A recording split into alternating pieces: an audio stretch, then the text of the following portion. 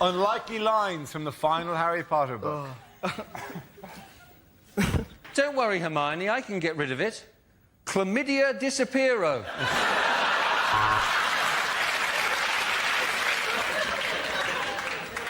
OK, Hermione, said Harry, unbuttoning his zip. I'll show you a really magic wand. No, there is no post today, said Ron. The Owls are on a one-day strike over pay and conditions. Midway through the orgy, Ron winked at Harry. This is better than Quidditch, his eyes seemed to say. It was a magic mirror that showed the future, and in it, Harry seemed to be a 30-year-old actor appearing in something called The Bill. Get the snitch, said Harry. I'll tie him down and you can drill through his kneecaps. As the old man stood in front of him in his robes, clutching his wand, Harry regretted transferring to Catholic school.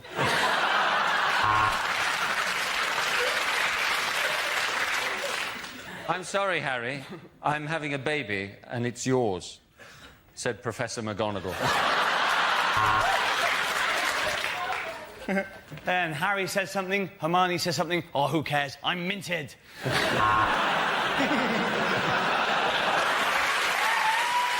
At the end of that round, ladies and gentlemen, I have to give the points there to Frankie Boyle Mock.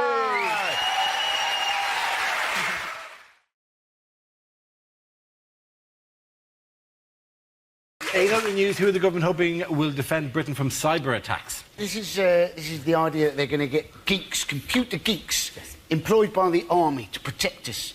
And let's face it, it's going to change the face of war if it's all cyber war, isn't it? You know, people instead of going, oh, you know, I fought in World War II, Battle of Dunkirk, it'll be more like I fought in World War III, level 5. Yeah, they're getting hackers to jump ship, essentially. Which is like such a naff movie thing that you get the hacker into the room and he goes, you can't pin anything on me. And the guy goes, I'm not here to arrest you. I'm here to offer you a job. Are these the people that have got excellent password strength? Is that who these people are? That's society, yeah. that's all the time that you've typed it in, that's what it's been doing. It's been wondering how. What? Josh's mum? No. What you would call her Josh's mum? I have no idea. We're not very close. We're not very close. Cyber war films, though, they're going to be dull, aren't they? You know, things like Das Reboot.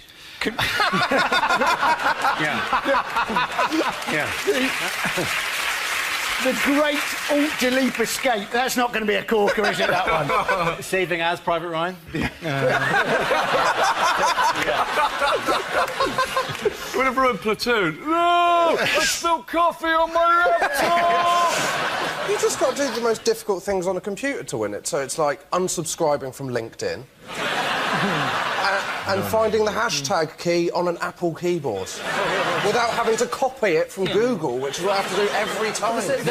My name has a line over the O. My proper name, I professionally have had to dump it because I can't find it on a keyboard. I have to abuse my Irish heritage. I can't. It's somewhere. It's that and that and that, and then that and that. That's good. I'll change my name. It's just easier. They're meant, aren't they? What's their job? They're meant to slow down our enemy's capacity for cyber warfare. Yes. Yeah. Well, simple. Put China on BT broadband.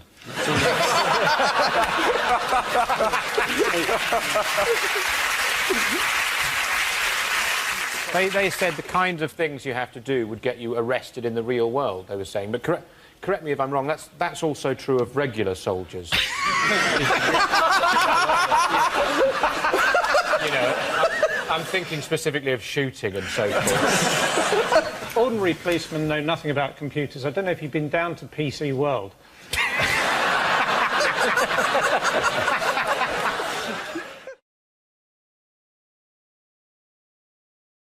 Things you wouldn't hear on a political discussion show. Sorry, did I interrupt you?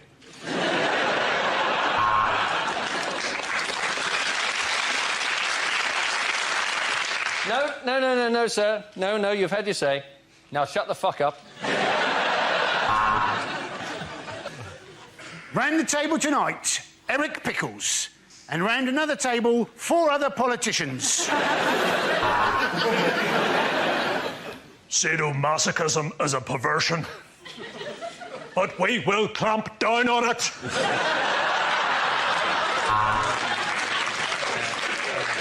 And tonight we'll be discussing Greece. First question, who'd win in a fight, Danny Zuko or Kaniki? So, Nick Clegg, which of your two faces would you like to answer that question with?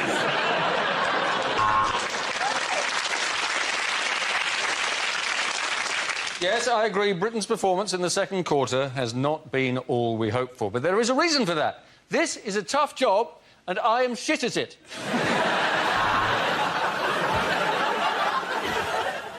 We will not let Abu Hamza off the hook.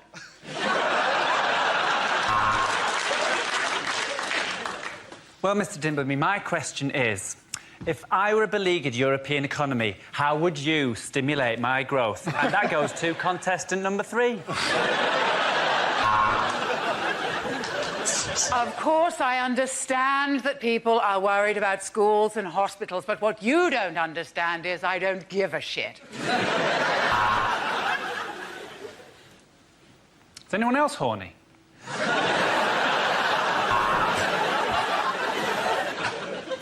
And now we're going to head over and see what the polls are telling us. Hello!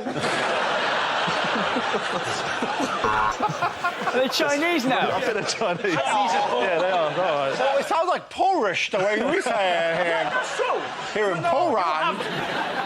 Right, now let's go over to Wales and see what they're saying to us.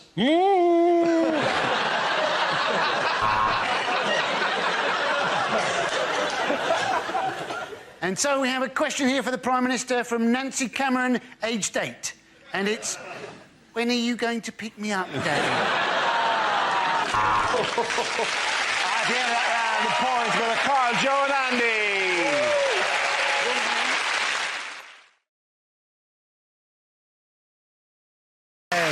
Andy. The next topic is unlikely things to hear on a gardening programme.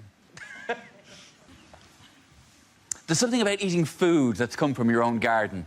This is quite a hearty stew I've made out of a squirrel I shot with an air rifle.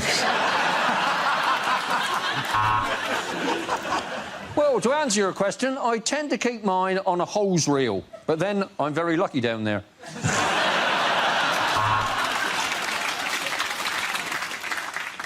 These pine trees smell suspiciously of air freshener.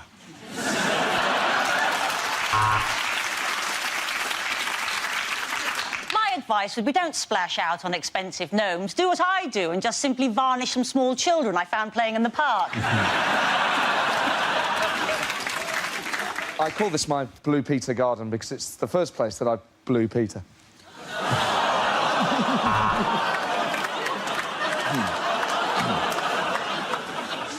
Remember, the trick is to get your pitchfork right through it before you take it and throw it back over the fence. Well, we've had a letter from Mrs. Smith of Epsom who's asked us to identify something that she has found in her garden. Well, Mrs. Smith, that is a dog turd.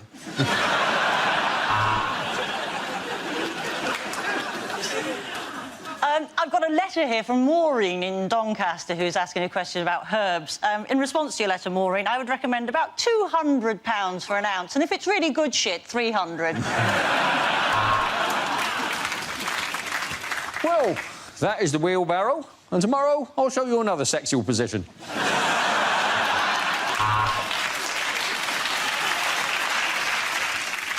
So it's quite simple to take up an old patio. All you do is just leave it. Let's not talk about it ever again. I woke up in a field of aubergines the other day. I thought, none of these baby seals have faces.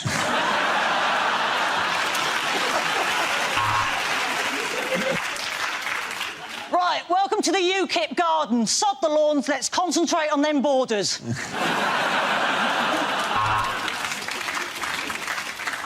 So you could use a lawnmower or a strimmer, although I would recommend waxing.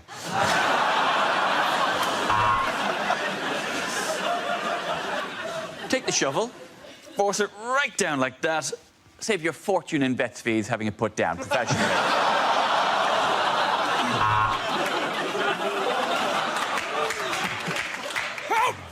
attacked by pineapples! Help! Help!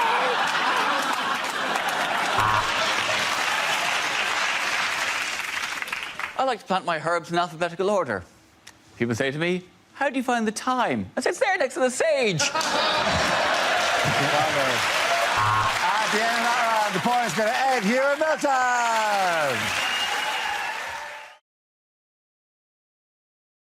Our next round is called Headliners. Here's a picture of the Mayor of London with the Prime Minister. But what does BACC stand for? Is it a before and after cosmetics commercial? Is it they're pointing at each other and just saying, basically, a complete cock? Is it boring airport conversation continues? Boris saying, our education policy is as easy as BAC.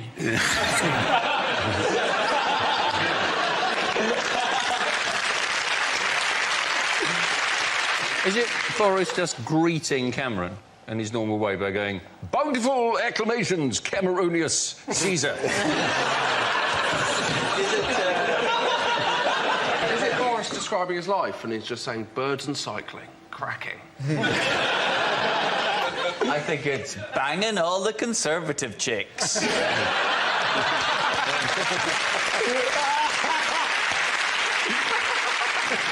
Is it the start of an alphabetical list of people who've benefited most from the Olympics? Boris and Coca-Cola. It's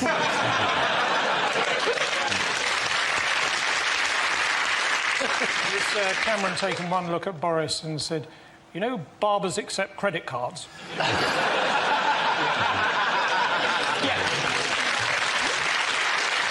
OK, move towards the correct answer, if we can, please. Is it Boris and Cameron collide?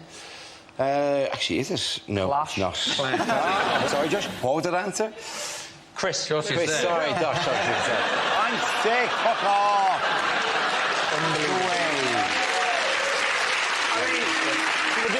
How quickly do people boo you? Jesus. When he's sick, he has the decency to not show up. Sorry. Let's do it again. Sorry, Chris, yeah. Is it Boris and Cameron clash? Very good, well done, Chris. Very good.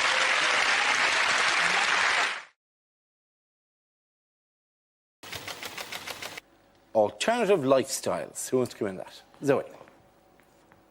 Alternative lifestyles. A friend of mine actually recently bought me a book on Feng Shui. Feng Shui. I was like, Feng Shui my arse. And by that, I don't mean move it further up my back to make my shoulders look better. You know, I know people do yoga to balance the body, and I can kind of see that. But to be honest with you, I can balance my own body beautifully with a pint in one hand and a pie in the other. And I take an all-or-nothing approach to alternative medicines. I think the test is, would you use it in an emergency, OK? Do you see many herbalist ambulances? That's what I'm asking. Yeah, help me, I've sawn my own arm off, have you? What you want to do there is wave a bit of sage over it. In fact, while I'm on it, don't get me wound up, I don't even think vegetarians should be allowed to squash their vegetarian food into meat-based products. You know the ones I'm talking about, the veggie burgers, the veggie bangers. I think, no, sorry, you made your choice. If you don't want the meat, you can't have the shapes.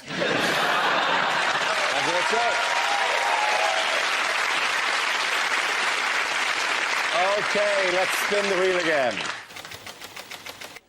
The subject is fatherhood. Who wants to come in on that? Al. I'm a dad, and I can tell you already that child needs discipline. I'm a dad. I like being a dad. It's good fun being a dad, but I love mums as well. I'm a big fan of mums. My mum's one, and my wife's one, and lots of my friends are mums. And for a whole night, quite recently, I thought I might be a mum. I'm not. I'm a dad, but here's what happened. My wife went out for some drinks with some other mums, and I stayed in and had a really nice bath and a glass of wine. Yeah, I had a mum's night in. Brilliant night in as well, mums. I can totally see why it caught on amongst the mum community. It's great. It's much better than being out in a pub talking to idiots about nothing. I really enjoyed it. Quite disconcerting as well. I got out of the bath and just got the towel and twisted it around on the top of my head like that. Got up the next day and bought a little Citroen Zara Picasso. But I know I sound like a cliched dad when I say this, but genuinely, our little boy is properly gorgeous. He is. He's blonde and blue-eyed and really good-natured, and sometimes I'm just walking him round to the park, holding his little hand, and I'll just be swept away by how beautiful he is, and I'll just catch myself thinking, oh, my God, you are so gorgeous. If anything happens to your mum and she dies, we are going to look so attractive.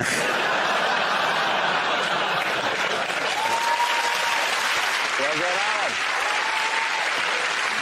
Alan. OK, which leaves us with Milton. Let's see what topic we have. It's entertainment.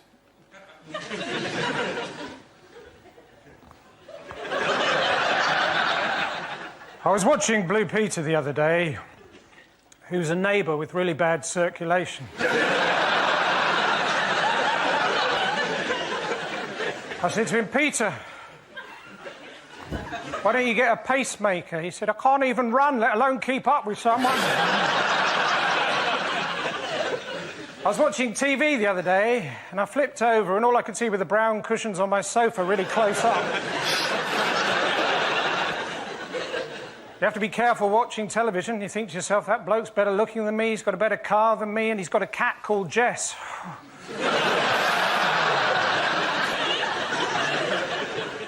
My favourite film is the French film And. I think it was released over here as E.T.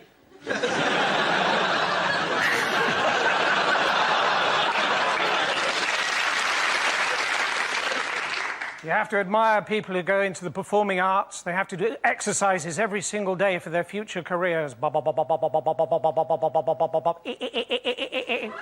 Big issue. That's all for me. Thank you. Thank you very much, Milton Jones. Point at the end round goes to Alan and Milton. On the radio. Mime.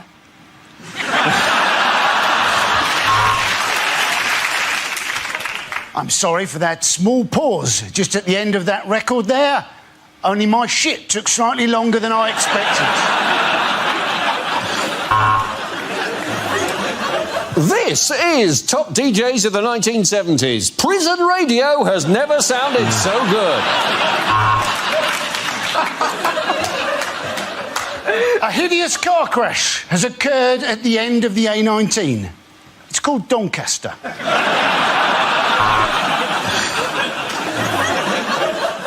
Another shipping forecast issued by the Met Office at 23:43 on Saturday the 8th. It's going to piss it down. You're listening to BBC Wiltshire because your car radio has lost reception to what you were listening to.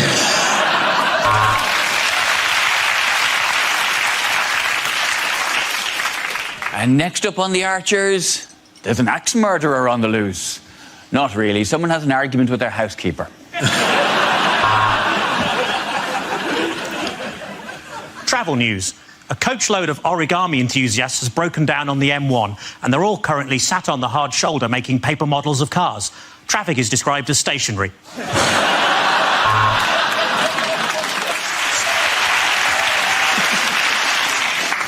You're listening to Saga Radio. You're listening...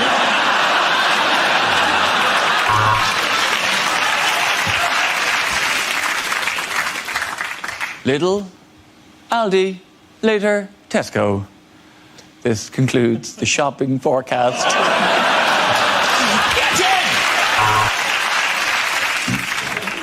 Have you been injured at work? Maybe you should turn the radio off and concentrate properly on what you're doing. But you're dead. We're all dead. We've all been dead from the beginning. You've been listening to the final ever episode of The Archers.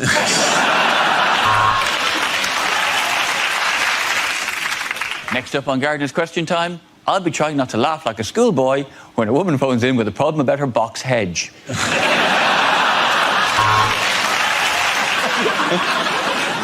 Due to tomorrow's BBC strike, tomorrow's Today programme will be today's Today programme, but called Yesterday.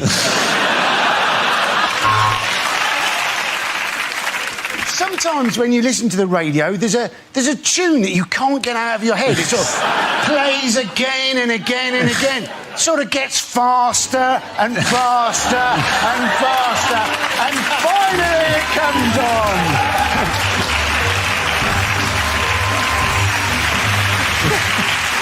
Okay, give that round of applause for James, Sarah and Andy.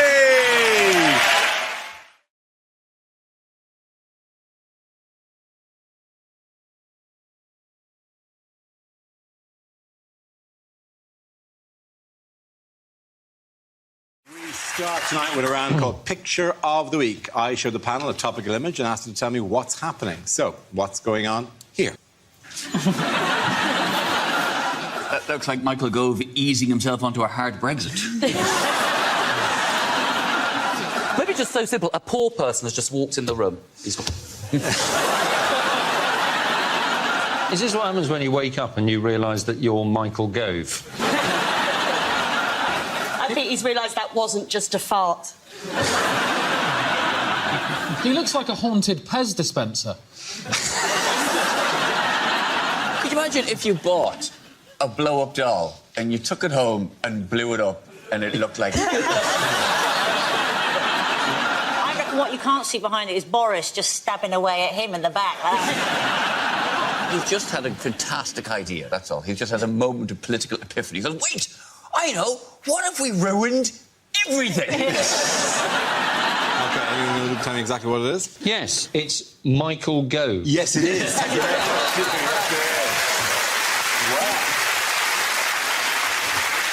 Yes, this is a picture of Conservative MP Michael Gove. He was in the news this week after he suggested that the government should lift the public sector pay cap whilst pressure mounted on Theresa May and Philip Hammond to ease austerity. A number of them said this. He apparently did. Boris Johnson has said this. What makes it unfortunate about the timing that they're suddenly calling for a lifting of the public service pay cap? Because it's about a week after they voted against it. Yeah! It seems like relatively empty words at this stage. It is almost as though this government haven't got a clue what they're doing. It's almost like a sat-nav sort of leading the country at the moment. It's just on make a U-turn where possible. It's an amazing decision to give Minister for the Environment to someone who looks like they've never been outside before. He does have the look of the sickly Victorian child. Yeah, he looks like he drowned in a well. He's also he's going to clash with Maida, isn't he? Because he's also Minister of Agriculture, isn't he? So he's got to stop her running through the wheat fields. I feel uncomfortable with Pick all the time on the way he looks because, you know, he can't help that. You know, it's his policies that are ugly, not just the fact he looks like Pob's dad. What else did he say? What else did he announce this week? Well, basically we're stopping foreign fishermen coming into our inshore waters so they can't scoop up our nappies and our turds. British turds. Yeah, British beaches. I think you'll find that is a British shopping trolley, senor. What I imagine now is that if I was in charge of a European trawler now, I would take it right up to the edge of that 12 miles and I'd have loads of fish food and I'd just dump it in the sea so all the fish come across. Just... Because it is 6 to 12 miles, that's all it is. And it's 6 to 12 miles in a kind of an environment in which fish can move very easily. We've kept ourselves a very small strip, haven't we? We've essentially given ourselves a fishing Brazilian. Yes. I think they're going to police it by stopping the foreign boats coming in by having Gove out on a rock somewhere, just in a pair of Speedos like that. They'll be like, oh my God! But what, like a sign, like Michael Gove lying across the rocks, luring Spanish fishermen to their death. Let me see it. Oh my God, look at that disappointing blow-up doll. No matter. Pedro.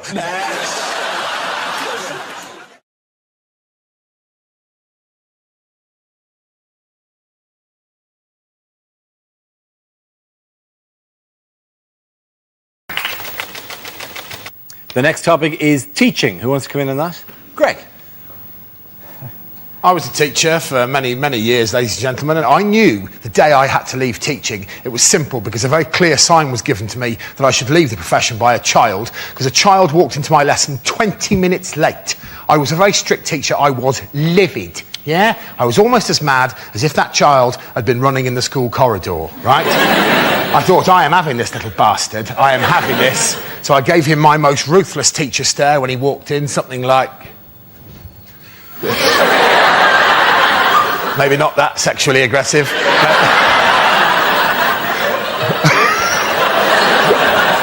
It wasn't. That would work. That would work, though, wouldn't it? They wouldn't be late again then, would they? Oh, dear. Where have you been? No, it wasn't right. I was furious. I went, oh, really? Oh, really? And I could see that child didn't give a shit, right? And I thought, oh, no, this is the end of my teaching career. And I went, where have you been? And he went, yeah, sorry, sir. I went, really? Are you?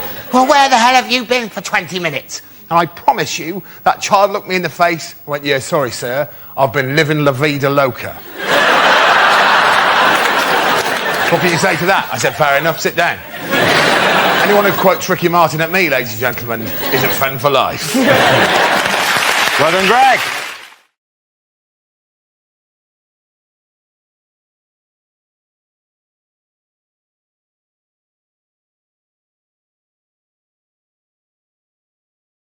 Milton, let's see what you've been left with. Let's spin the wheel. And the topic is transport. So I was on the bus the other day. Driver stopped, got off, wouldn't come back. Apparently some bloke with big teeth kept talking to him.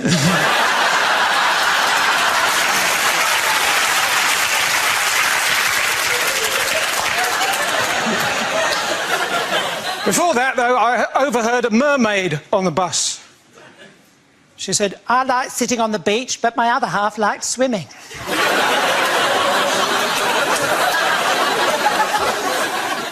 Anyway, reading between the lines is dangerous if you're waiting for a train. Anyway, I did a show in Liverpool recently, and afterwards a bloke came up to me and said, hey, listen, I want to talk. I said, well, just keep practicing.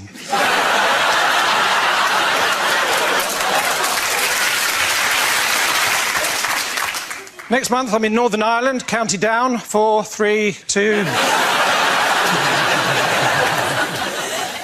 I don't need a relationship. I am a rock. I am an island. Sometimes I go down to airport arrivals and I stand with a piece of cardboard saying, no one.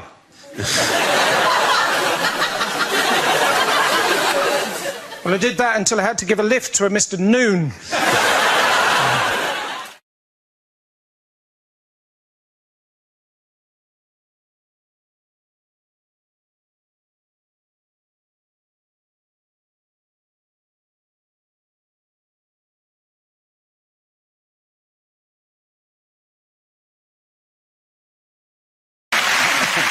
Now we play a round called There's a Labour Party in My Pants and Everyone's Invited. This game involves Nish and Milton, so if you could make your way to the performance area, please. This round is a stand-up challenge. I launched a wheel of news, and wherever it chooses to stop, one of our performers must step forward and talk about that subject. OK, here we go. Let's spin the wheel. And the first topic is health. Who wants to come out? Nish. I had a bit of a health emergency last year. I was doing the washing up and I cut my hand. I was washing up and I pushed my hand into a glass. The glass shattered and it slashed my hand here and I had to go to hospital. And let me tell you this, the NHS staff are incredible. They're really nice to me. They're really sweet. One of them called me a brave boy.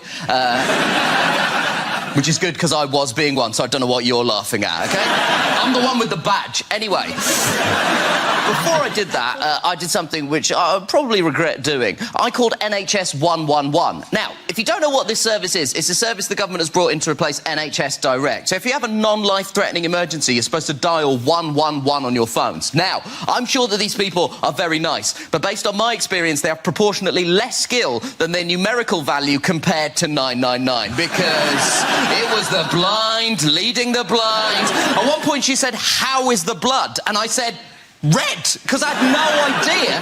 Then she said, is there a lot of blood? I said, yes, because there was a lot of blood. And she said, is there enough to fill a mug? I said, no idea. I don't wish to brag. I have a lot of different mug sizes in my house.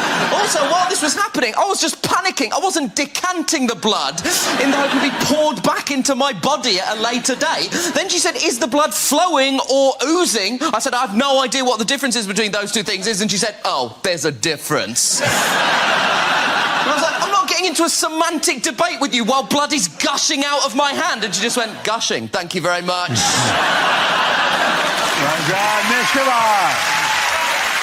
OK, that leaves us with Milton. Let's see what you've been left with. And the topic is transport. When I was at school, my bike was smashed up.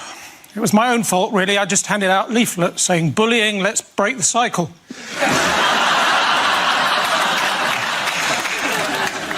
We've been over this again and again and again, said my driving instructor, pointing to the badger.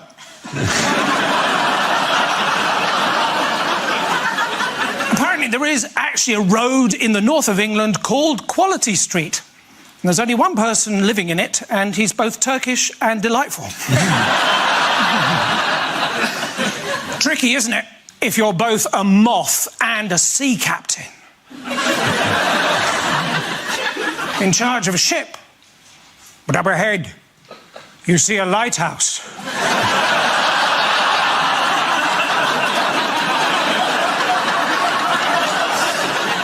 You know you shouldn't.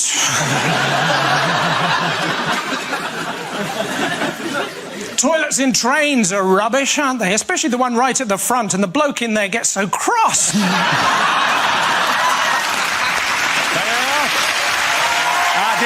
The boys go to Mitch. Come on, Mike.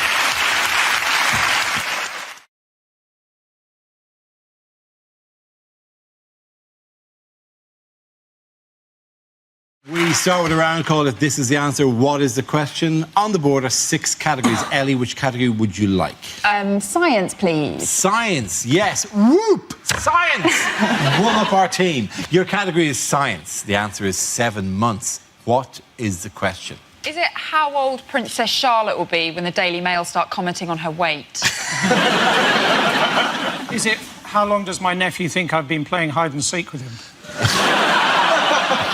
Is it how long until Sepp Blatter gets bummed in prison?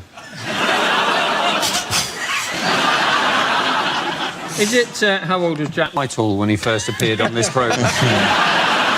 Is it if I get a 30-second advert before a YouTube video, how long does that feel? Skip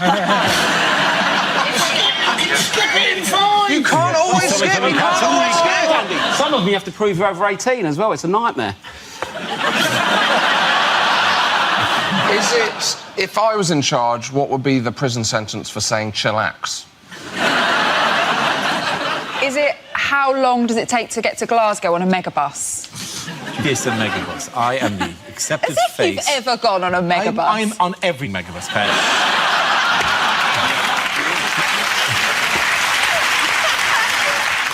Is it how long it takes Dara to start a sentence? What's this? What are you going, Britain's Got Talent now? Is that what you're doing? So actually, I really haven't got over that Britain's Got Talent thing. Let You it go. brought it up Just out of let go. nowhere 2 weeks in a row, Dara. I will continue to until they hunt that man down and kill him. It wasn't the fact that he did it. It was the fact that it was a snippet that they chose in all the acts. They said, oh, they'd like 1 second from each act. And his was just him going, and the number underneath. 9888999. I know, but... There's more to me than that. Is there? No. Seemingly not. Is it to avoid suspicion? How long is Mo Farah planning to run his next 10,000 metres in? OK, can we move to the correct answer, please? Is it how long it took for me to get over seeing my dad in the bath? That's very quick, actually, isn't it? Yeah. It took me 4 years. Really? What's he doing looking at my dad?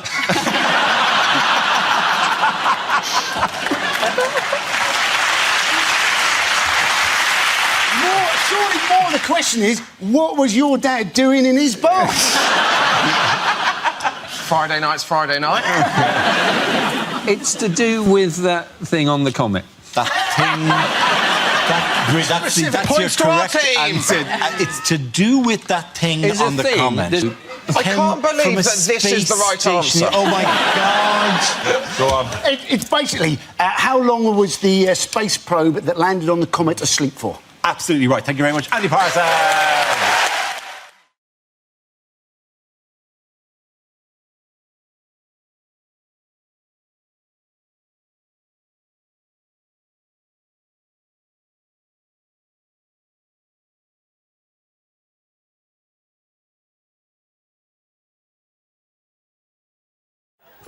There's just a small note from the desk that I get into my ear. Frankie, Hugh, just a tiny editorial just tweak. If we could have stuff which we actually can broadcast. Nobody mentioned that. There have been slagging off. Oh, cramp, man. It's just... Pulling it in each... Sorry, that's really... You managed to get a sports injury in the first 20 minutes of the show. Sorry. Morris, dance it off, Russell. Yeah, I can't, man. You've got to lie down. Leave me alone. Get down, get down! I don't know what's wrong. I'm not going to cry. I'm not going to cry. It's really telling that the two guests in the show ran to help while the regulars all sat here on our fat holes going, he'll bounce back. Sorry about that. There was a fly. There wasn't a fly. There genuinely was. There was a... Did you catch it? No, I didn't. What am I, the fucking Karate Kid or something? No, Is it, in the last round of Mock the Week, scenes we'd like to see, how many goes am I going to get to go before... To go? Before Russell interrupts me because I've mispronounced what I was trying to say.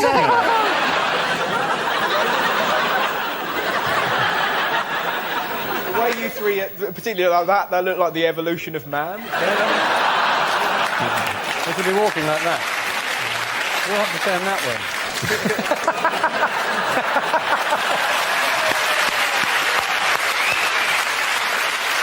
Saying, weren't they, that Hurricane Katrina was down to... I'll start that again.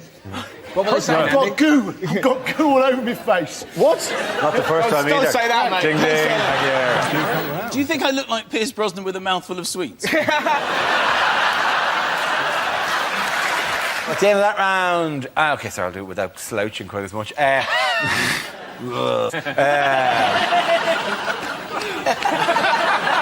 the end of the round, bring me more wine. You should be ironing your shirt, right? You just say it. In a vest, like a fat Marlon Brando at the end of his career. Just, oh, yeah, points for Russell, and then back.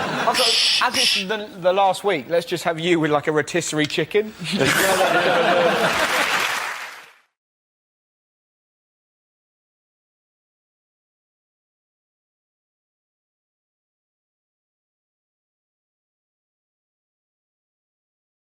Unlikely things to hear at an awards ceremony. And the winner is Dara O'Brien.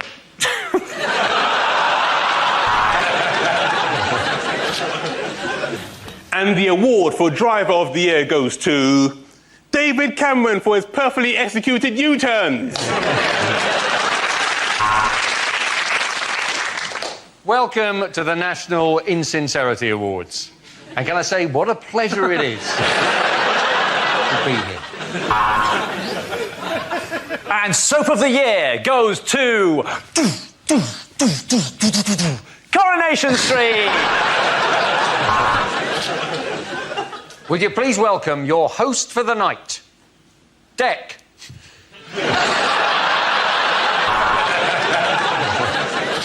And the award for Best Actress this evening goes to John Travolta's wife.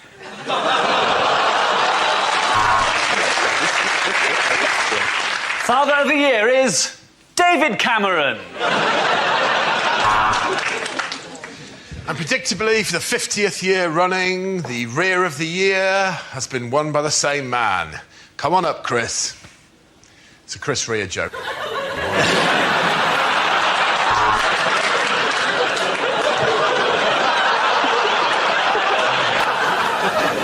And the award for Best Film, Cling Film. Oh, that was all right, though, was it? It's bullshit, Dara. It's all politics, man. This is the point in the Psychic Awards when we like to remember those we lost next year. Well, they said it was ill-advised, but welcome to the first Witness Protection Scheme Award.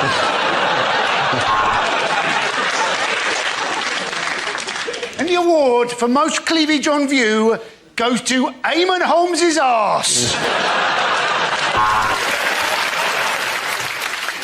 Well, now our final category. Category C. There are 3 sex offenders nominated tonight. And I'd just like to say to the wife at home, you better not be there when I get home, sister. Because I'm big time now. And the best posthumously released rap record goes to Kim Yong for I Told You I Was Ill.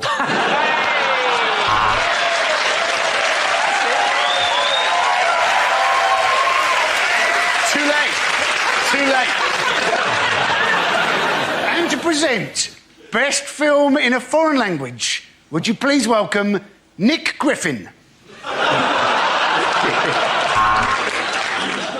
And the winner of Rear of the Year goes to Chris Rea. Okay.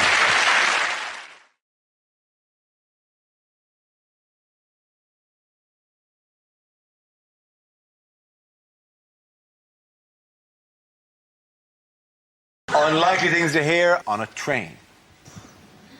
This is the Virgin train service to Edinburgh. If you're not a virgin, would you please get off at Hemel Hempstead? We would like to apologise for the bumpy ride as we entered the last station.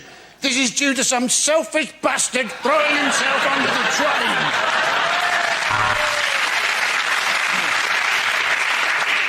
We are now arriving in Sheffield. Could all passengers in first class please pull back your window blinds and take a look at the real world?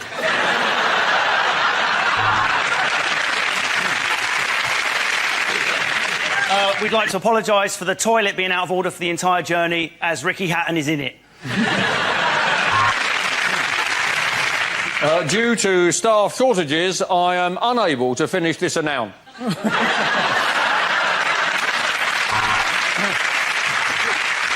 Hot food is now available because the buffet car is on fire.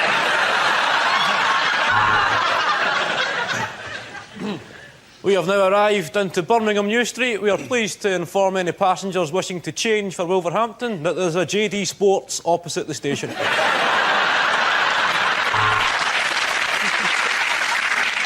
Excuse me, do you have any more of those sandwiches? They're delicious.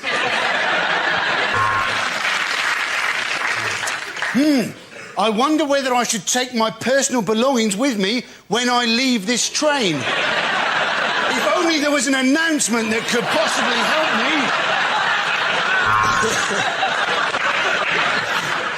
me. We apologise for the delay to this service. This was caused by points failure at Make Something Up.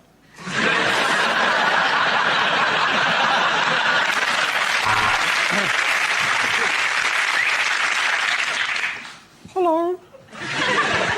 This is the train speaking.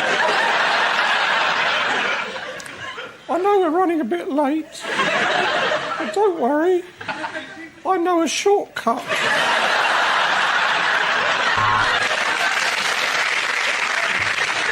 Could the passenger causing a disturbance in the quiet coach please settle down and stop shouting about your heart medicine?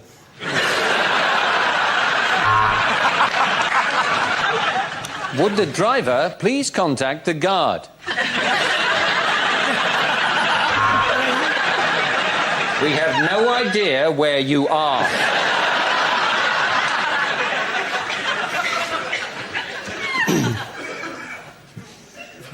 This is the driver contacting the guard. Where am I?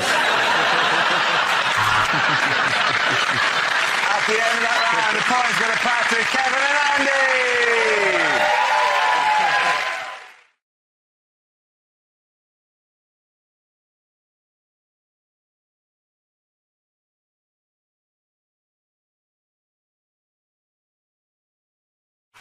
OK, the next topic is Commercials that never made it to air.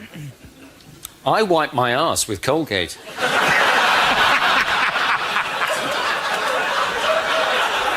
And now, I've got a ring of confidence.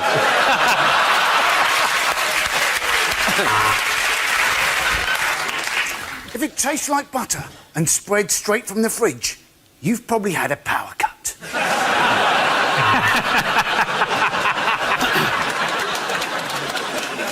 Condoms. Because if she'd sleep with you, she'd sleep with anyone.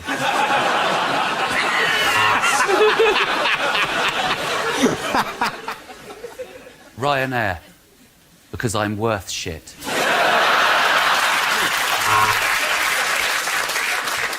As leader of the Labour Party, I always like to look my best. It's very important to me to have a smooth finish, which is why I use the Mach 4. As I often say, that was a close shave, wasn't it, Grommy?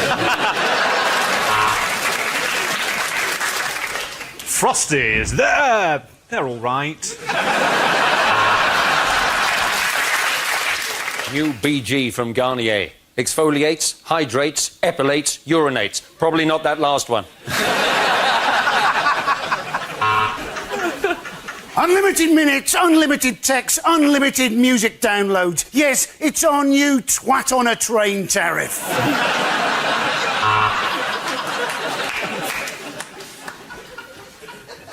Have a break. Have a wank.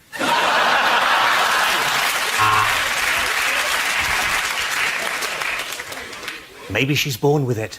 In which case, I probably shouldn't take the piss.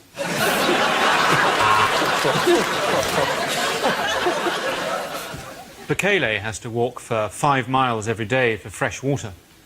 That's why she ought to be thinking about the new Mazda.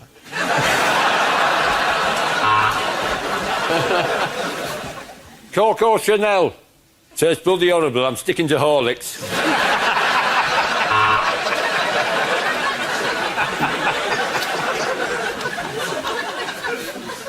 Lidl. Because life didn't work out as you planned.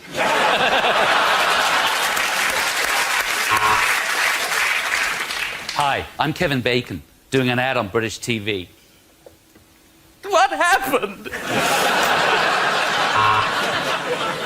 Have you got that bloated, uncomfortable feeling in your stomach? Then try going for a shit.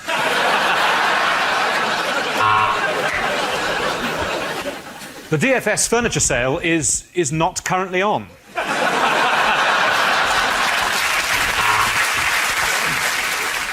This Christmas, get Mocked a Week on DVD, featuring all the regulars, Dara O'Brien, And through this week, Andy Parsons, Will, Milton Jones, and of course, don't forget Mickey Flanagan, East End of London, and of course, everybody very good, Chris Allison. Everyone, dinner around the portrait of Alistair, Hugh, and Gary.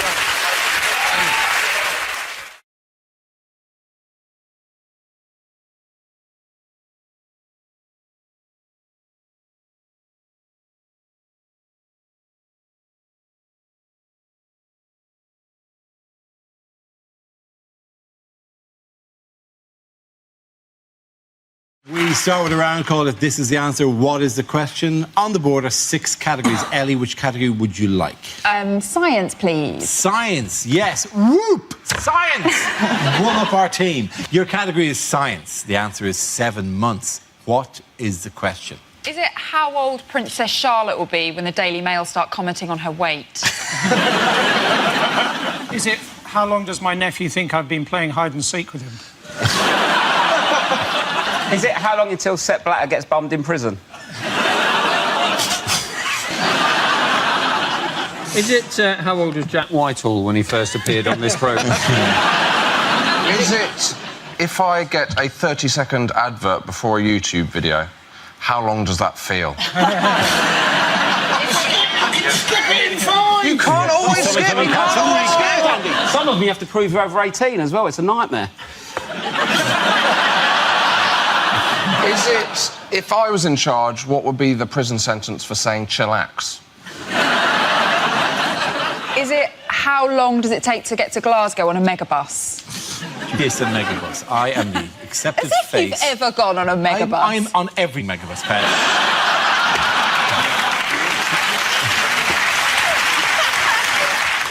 Is it how long it takes Dara to start a sentence? What's this? What are you going, Britain's Got Talent now? Is that what you're doing? So actually, I really haven't got over that Britain's Got Talent thing. You brought it up out of nowhere 2 weeks in a row, Dara. I will continue to until I hunt that man down and kill him. It wasn't the fact that he did it. It was the fact that it was a snippet that they chose in all the acts. They said, oh, they'd like 1 second from each act. And his was just him going, and the number underneath. 9888999. I know, but... There's more to me than that. Is there? No. Seemingly not. Is it to avoid suspicion? How long is Mo Farah planning to run his next 10,000 metres in? OK, can we move to the correct answer, please? Is it how long it took for me to get over seeing my dad in the bath? That's very quick, actually, isn't it? Yeah. It took me 4 years. Really? What's he doing looking at my dad?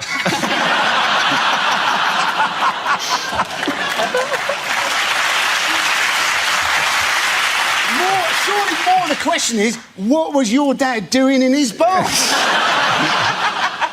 Friday night's Friday night.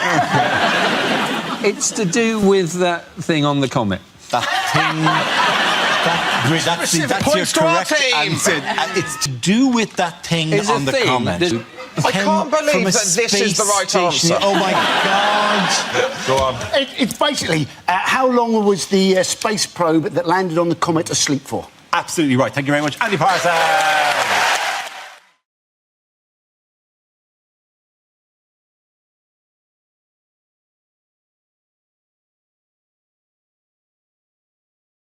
Now we play a round called Four Horsemen of the Apocalypse. This game involves Lucy, Greg, Andy and Russell, so if you could make your way to the performance area, please. This is where we test our performers' stand-up skills. We spin our news generator, it settles on a topic, and anyone can volunteer jokes about the chosen subject. The winners are the people I judge to produce the funniest stuff. That is just against nature. OK, here we go. Let's spin the wheel. OK, the first topic is Britain. Who wants to come in on that? Yes, I love Britain. Do you? Kind of. I think Britain's amazing, but I think we're quite hard on ourselves. Like, if you go to America and you do shows, they always get this thing where you go on stage in America, like in Chicago, and you say, oh, so what's Chicago like? And they go nuts. They go, woo, yeah, Chicago, woo, woo, woo, for about a day. And then you come back over to Britain and you go to somewhere like Birmingham and you say, oh, so what's Birmingham like? And they all go, oh, it's a bit shit. I live in London, in Britain. I live in Kentish Town, which is lovely because it is actually like a Kentish town. Unfortunately, the town in Kent it's like is Maidstone, which is crap. North London's quite posh, though, because there's a hairdressers near us, which is called the Elysian Fields Hairdressers. Oh, it's where heroic hair goes to die. Where I used to live in South London, the hairdresser was called We're Going to Cut You, Slag. Thank you, Mr. Porter. OK, let's spin the wheel again. The subject is sport. Who wants to come in on that? So, Freddie Flintoff, how drunk would he have been on Monday night? That's all I've got on that one. We have got a great new British hope for our sport, though. Laura Robson, Britain's tennis, 15 years old, both her parents Australian. We don't mind immigration when they've got a bit of talent. We object to people sneaking into Britain on a rubber dinghy unless they can do it really bloody quickly. Thank you very much, Andy Parsons. OK, that leaves us with Greg and Russell. Let's spin the wheel. The next topic is education. Who wants to come in on that? Russell. I remember school being fun. I think my favourite moment ever in life, pretty much. There was a girl in our school called Lydia. She was trying to make her calculator work. She was repeatedly knocking it against a desk. And after about an hour, our teacher went, Lydia! How would you like if I banged you against the desk?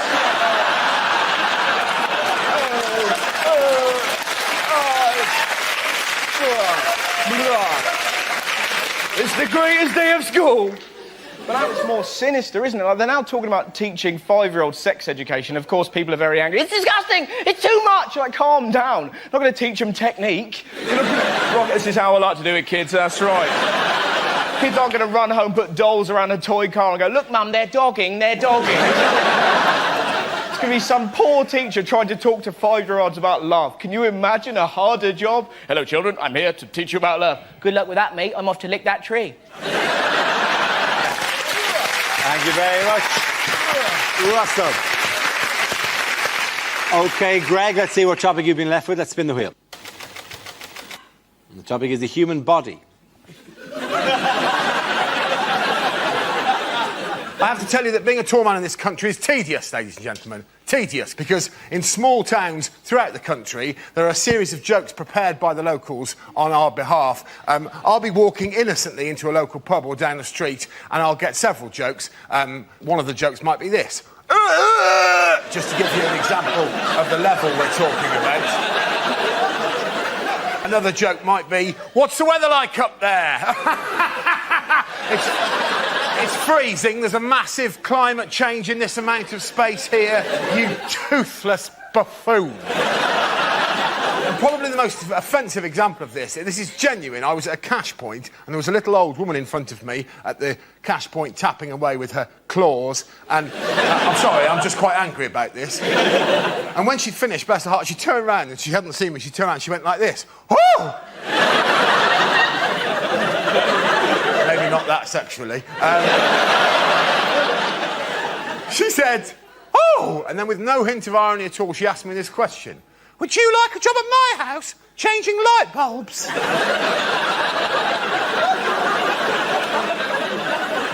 No. No, old woman. I have plans of my own.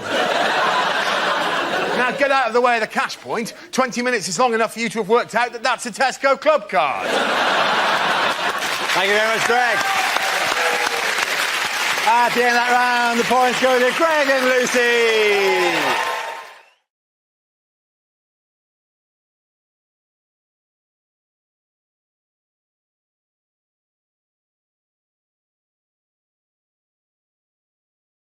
What was John Prescott up to last week in this photo? This was when he'd just fallen through a Stargate. He'd been doing some policy measures in ancient Egypt and then woof!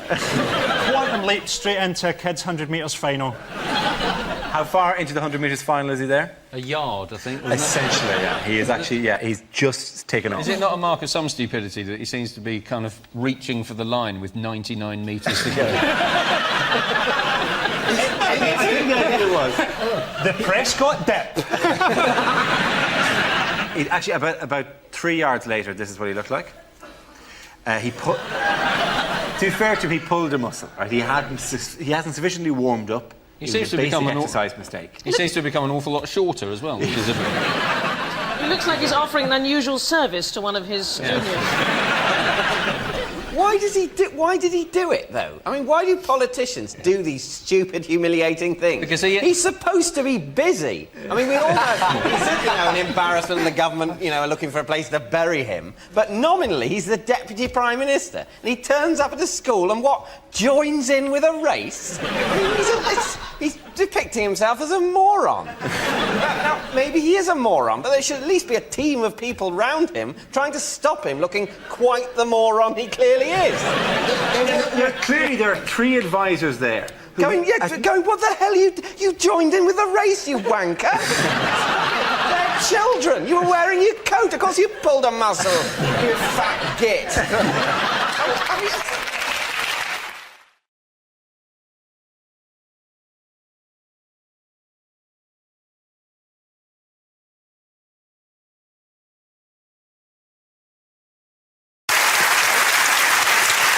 We start with a round called Picture of the Week. I show the panel a topical image and ask them to tell me what's happening.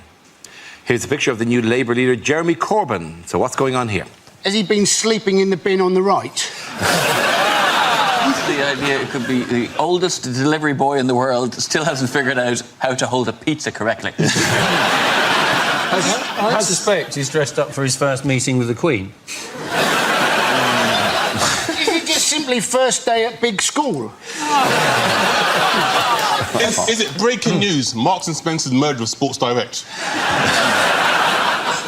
I think possibly it's page 3 of the Socialist Worker. I'm glad you told me that was Jeremy Corbyn. For a second, I was worried that's what Charlie Brown looks like now.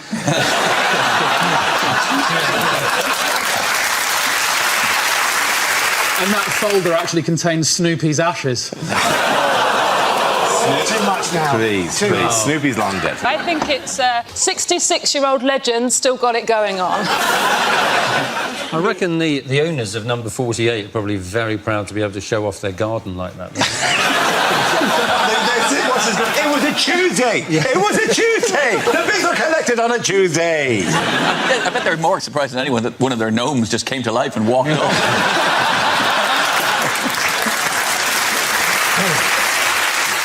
Is he such a dedicated socialist that he refuses to look to the right, even then that's the direction he is in fact looking? Are you saying that?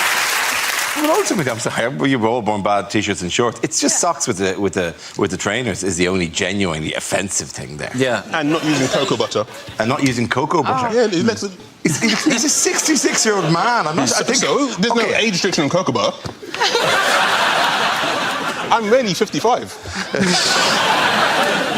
It is Jeremy Corbyn who's elected leader of the Labour Party on Saturday, winning a landslide majority of 59.5% of the vote. So how are we enjoying the new era under Corbyn? It's exciting. It's really exciting. I'm so happy, and I'm not going to let you guys ruin it for me. I'm not going to. And that's reasonable, isn't it? Because, I mean, there's nothing weird about Jeremy Corbyn at all, is it? I mean, it's right there, isn't it? Because in an era of identikit politicians, it is about time we had a leader of a major party who looks like he should be advertising canal boat holidays. No, I'm not surprised that he won. I'm surprised that he won by such a large majority. Like, he got so many votes. Like, even the organisers of the Qatar World Cup were going, "How the hell did he do that?" His first congratulation call was from Sepp Blatter, actually.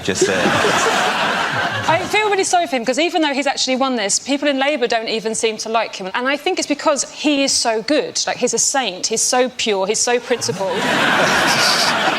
He collects pictures of drain covers. OK, is that a thing? He is the nerd of the nerds. And obviously he's not the only MP who's got a large collection of pictures of manholes, but he...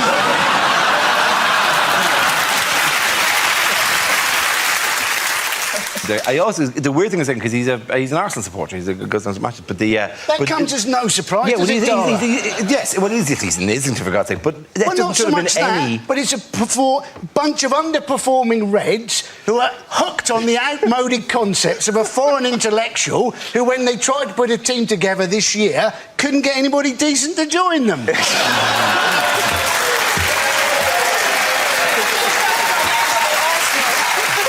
That is some weapons-grade analogy there. No, it's I mean, how did Cameron react? Do you see Cameron's reaction to it? Security is the key word. There's a lot about security. He sent out this tweet. In fact, no one sent out this exact tweet, but it came from the Labour Party is now a threat to our national security, our economic security, and your family's security. Not my family. My family are fine. We live in a big house with 2 policemen outside the front. But your family, where are they now? Do you think that for a second? Look around. Can you see them? No, I can't see them either. He's climbed in the window and stolen them. That's what he's doing.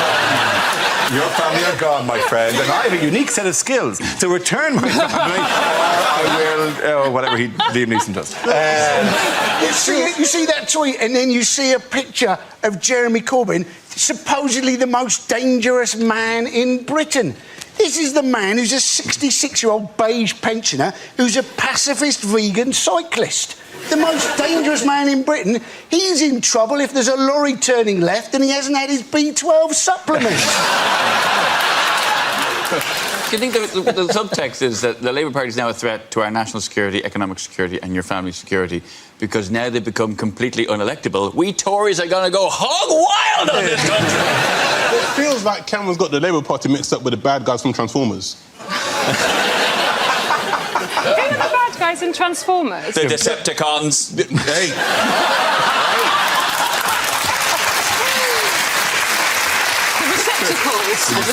Receptacles. I think we've just spotted the nerd of the nerd of the nerd. I think that would be exciting. I was saying to my friend, imagine if we had a genuinely pacifist Prime Minister. You spend the defence budget on education, you put Trident on eBay.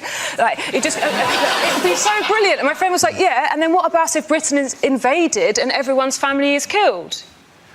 Like, yeah, he probably won't get re-elected. If you do buy Trident on eBay, I think it's not a bad idea. But if you do, if you're buying it, come and collect it. It's not the kind of thing you want delivered.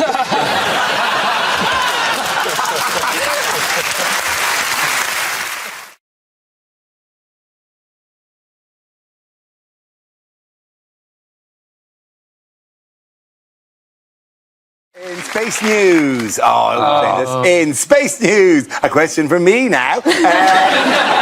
In space news, what has been concerning scientists this week? Oh, is this really space news, or is this just something Brian Cox has texted you? Brian Cox doesn't text him anymore, does he? He doesn't anymore. We've had a conversation about it. Brian and I got kind of close and Ed got angry. He has to text me, and I will pass it on to Dara. We have come to this arrangement. I'm quite the prize. Oh, gentlemen, do not fight over me. Yes, I love it when you do that accent, Dara. Okay, well, supposing my Southern Belle accent, I missed it by some distance.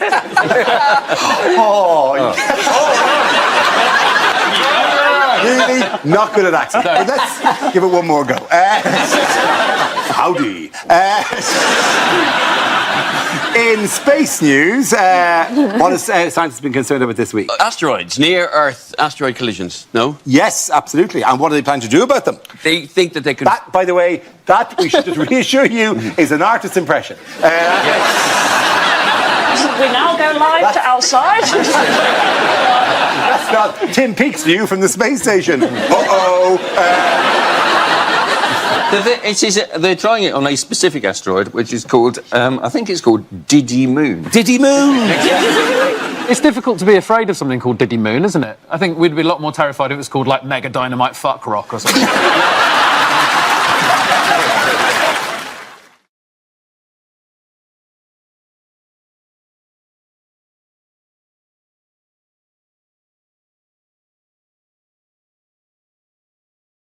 Okay, here we go. Let's spin the wheel. And the topic is growing up. That's offensive. I think my parents always wanted me to be really, really grown up. Like, I remember years ago, my parents coming into my room, confiscating all my toys and saying, "You're too old for teddy bears." And I was so upset, I just stormed out the house and I just drove. I'm a proper grown-up now, though, and I can tell I'm a grown-up because of my pyjamas. Like, you can all tell you're grown-ups because of your pyjamas, because, like, when you're a kid, I'd wear pyjamas that had, like, immature things on, like Disney characters and stuff like that. But now I'm a grown-up, you know, I wear pyjamas that have got more mature characters on, like the Cast of Atonement. I mean, my 11-year-old cousin, we've both got Harry Styles pyjamas, but hers say One Direction and mine say Dunkirk. Obviously, slippers is the only exception to this. Slippers only ever have grown-up characters on because it's only grown-ups who wear slippers. No child in their right mind is wearing slippers, and if your child is wearing slippers, keep your creepy Jacob Rees-Mogg child away from me. When I was growing up, all I ever wanted to be was I wanted to be an astronaut. I thought I can be an astronaut. I've only got two weaknesses, being vague and another weakness. No, I can be an astronaut, but the problem is, if you tell your teachers you want to be an astronaut, they say, no, you don't need to study that. You need to study Shakespeare. The only way you can become clever is if you study Shakespeare. That's not true. Shakespeare didn't study Shakespeare. He went on to become Shakespeare. Shut up, shut up, shut up. I'm just annoyed at myself because I didn't realise to be an astronaut you've got to be good at science, and I didn't listen during science, and now I don't remember any science. Like, I remember the basics. I know stuff like if you put a tooth in some milk, you will lose your job at Cravendale. But I get annoyed at what I do remember and what I don't remember, and I find it unfair. I find it unfair that for 7 years of my life, I had to study physics every single week. I don't remember any physics. Yet in 2003, I saw half of Johnny English. I still remember the name Pascal Sauvage. Thank you very much, Brad.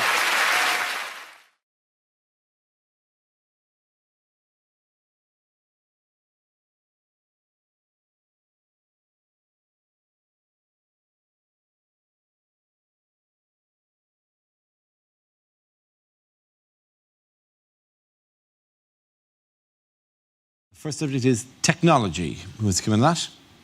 Josh. I don't want to brag, but I've got a new debit card, so... Yeah, I know, I've one of the old touchy-downy... If you haven't got one of these, you have not lived, my friends. Oh, my God, never did you feel so smug in your life. Well, there you go. How would you like to pay? Just have, mate. See you later. Why am I off? The future. Thing is, you get used to it. You can't go back. You're going somewhere now. Well, they haven't got the technology. Do you want to just put in your PIN number? Are you kidding me?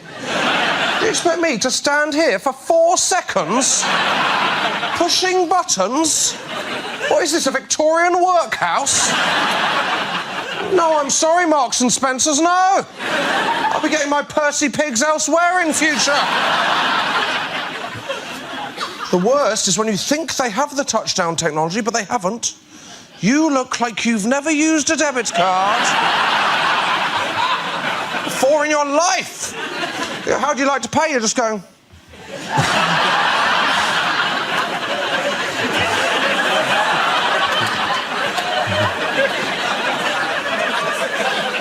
Are you having a breakdown? I don't like it when they've got the terminal and they have to ask for your permission. Do you mind if I just... Yeah, couldn't give a shit, mate. Just... What? Yeah, just in case he goes, do you mind if I just... Yeah, £4,000 unlucky, my friend. Enjoy your Sprite. It's the opposite of the other one I don't like, which is when the waiter makes too much of not looking at your PIN number. Hey, though, if you'd just like to put in your PIN number. Well, I wasn't suspicious of you until now.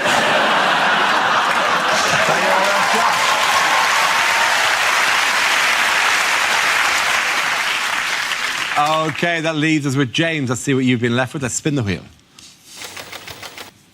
And the subject is food. I'm trying to eat more healthily lately. I bought some ready-to-eat apricots this week. They say you are what you eat, which is true, because as soon as I bought the ready-to-eat apricots, I was ready to eat apricots.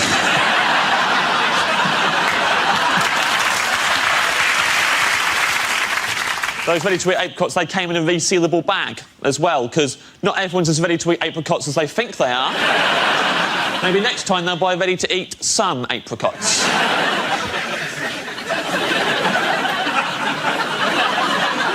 I know shitloads about bread.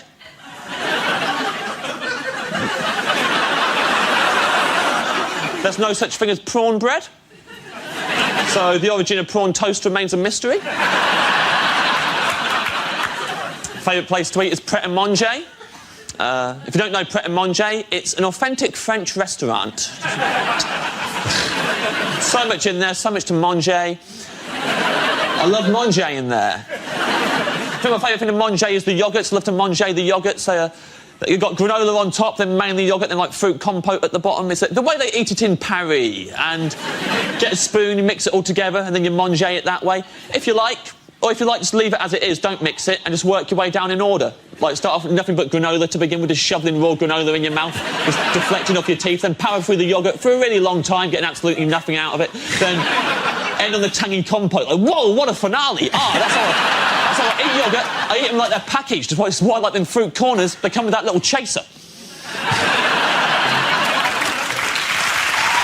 you very much. At the end of that round, the points go to James Acaster.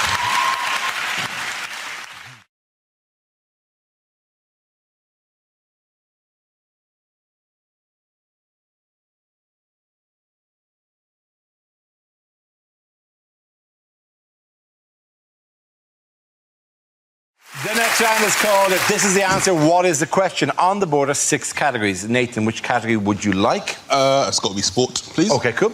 Your category is sport. The answer is 1 billion. What is the question? How many white people apologised to me when 12 Years Slave was in cinema?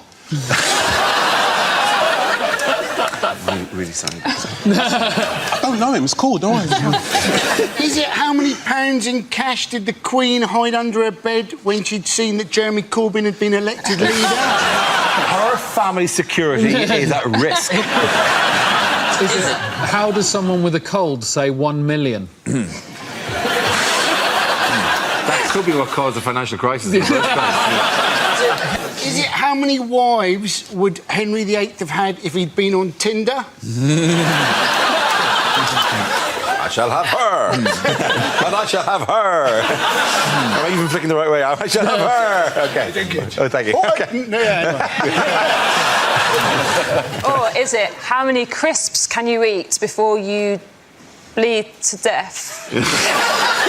Having a spiky poo. Is it from a spiky poo? Or as the Scots call it, bitey shitey. Is it what is the first thing that happens in Billy Elliot the musical? 1 billion. Is it how many of Hillary Clinton's emails were actually spam asking her if she wanted to increase her penis size? Is it how many traces of urine are there in a peanut bowl in a piss on your hands club? Is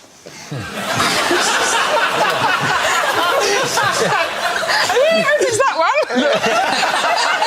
It's the right answer! Is it how many times since Saturday has Andy Burnham gone, bollocks? Can we move towards the correct answer, please? OK, how many tracks are there on the compilation album The Best of Sound? That's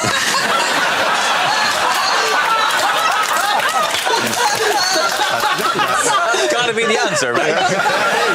It was only released. We now have to think this week. of things to improvise around that now. Oh, this really is the best of sound. I think it's how much income will be generated by the Rugby World Cup. That's absolutely right, Hugh. Thank you very much. Cheers.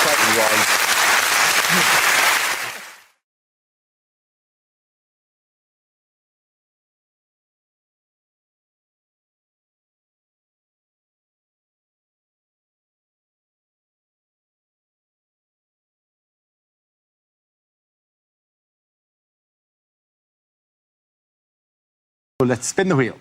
The first subject is drinking. Who wants to come in on that? Tess. Hi, give me a chief, you like a drink? Cool, I don't drink because I'm not an infidel.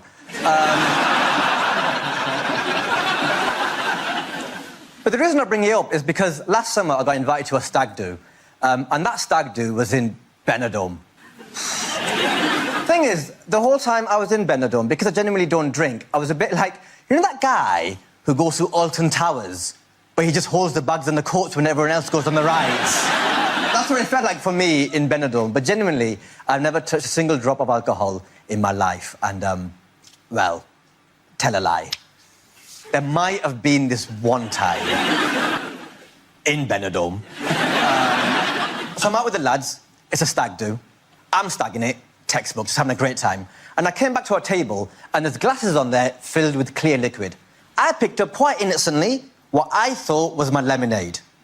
Took a sip of it, spat it back out, turned out to be vodka and lemonade. And I'd never drunk before, so the vodka, it really burnt my mouth.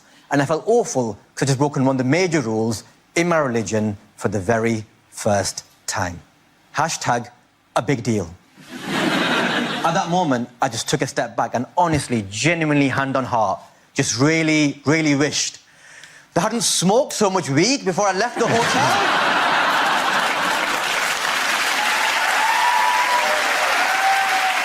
Mum, if you're watching this, weed is street slang for Basil. Thank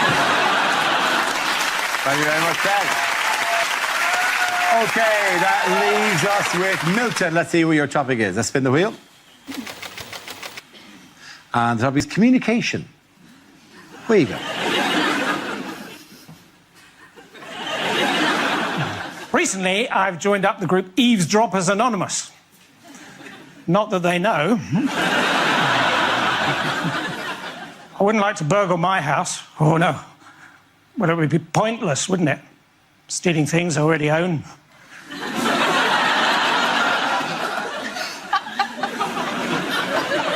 Missiles? Missiles?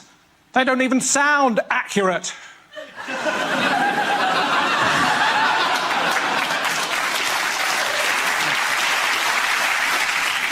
If your name is Andre, Don't end your texts with a kiss.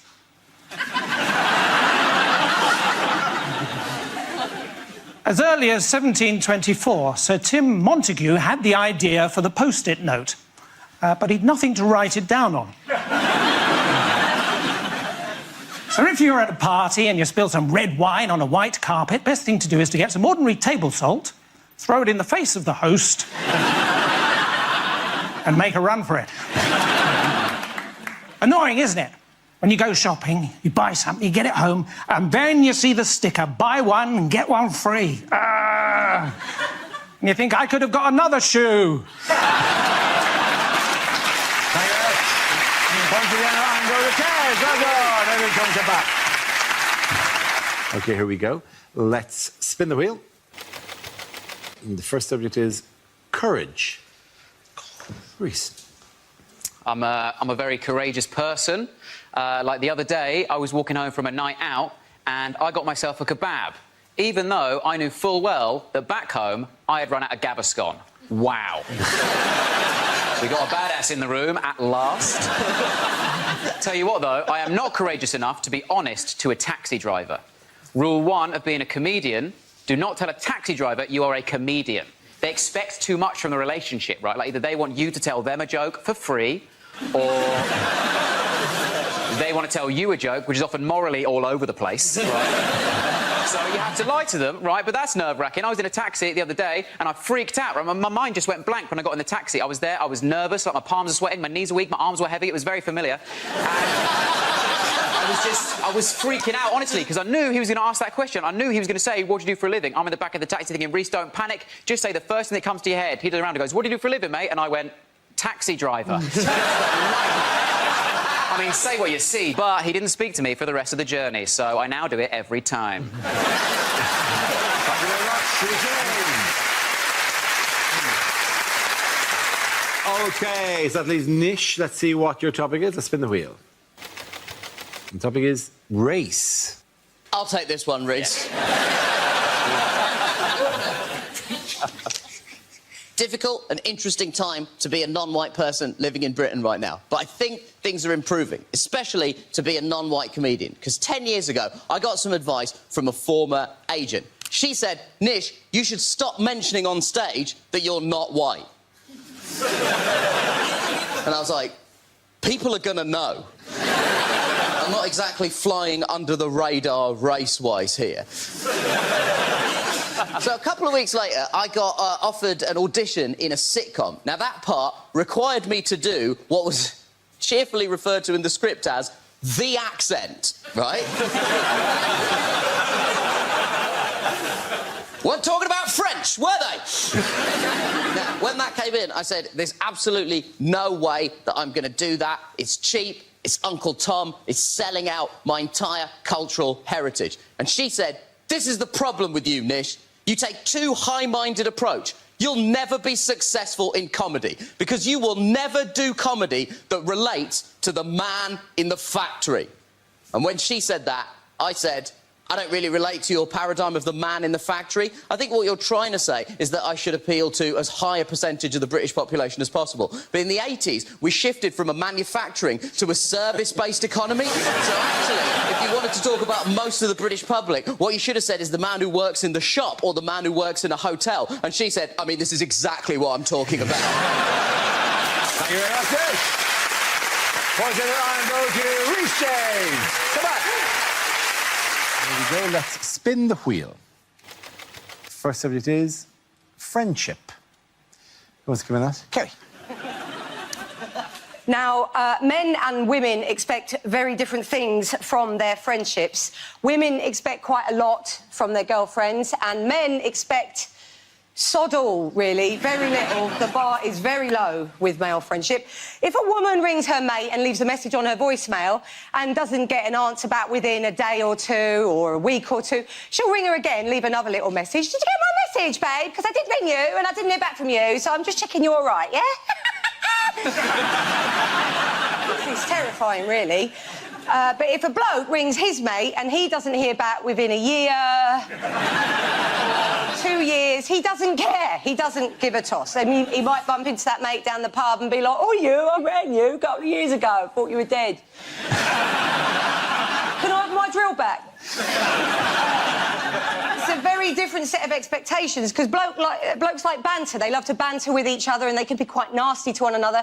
Women, we do banter, but we have a threshold. We don't go in too mean. Like, blokes love a nickname. They love a nasty, horrible nickname. Nastier the better. I was introduced to a bloke recently by his best friend as Shitflaps. That was the name. I was like, but that's not your name, though, is it? Shitflaps. And he liked it. He was like, yeah, that's my name, Shitflaps, that's me.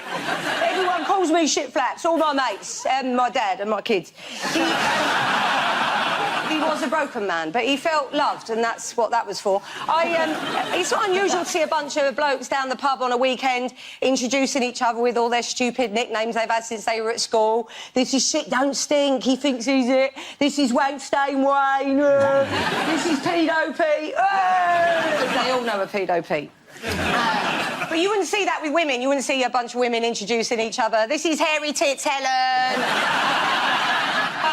This is Cries Too Much Claire. I don't cry. You do, Claire, you do. You don't have to go on. This is Barrel Legs. You shouldn't have worn a skirt.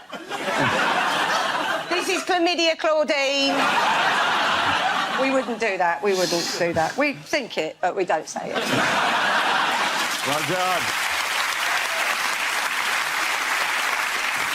Lovely stuff. OK, that leaves us with Gary. Let's see what your topic is. Let's spin the wheel.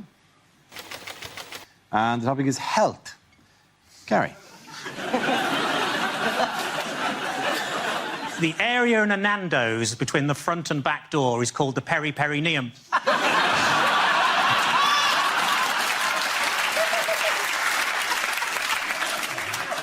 I like to judge my weight by my BMI. As long as I weigh less than a small plane, I think it's fine.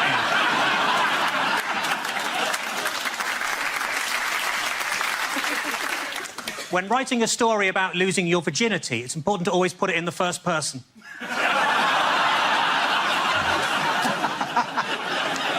When people die and head towards the light, what they don't realise is they've already been reincarnated as a moth.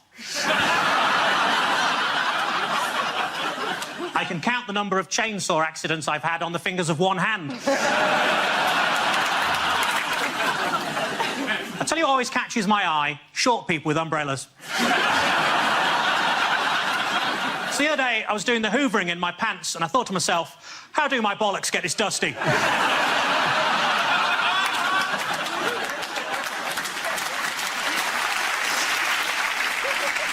I've been attending Gamblers Anonymous for 3 years, whereas my best mate Dave, he only stuck it out for 2.5, so I won that one. I like to think I'm a bit like Superman. For example, the other day I changed in a phone box from a man who really needs a wee to a man who's just had a wee. I pulled a sickie the other day, just one of the perks of working at the hospital.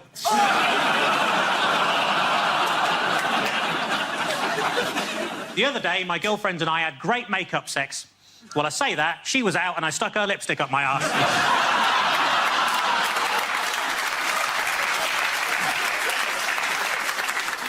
Because I'm worth it. Thank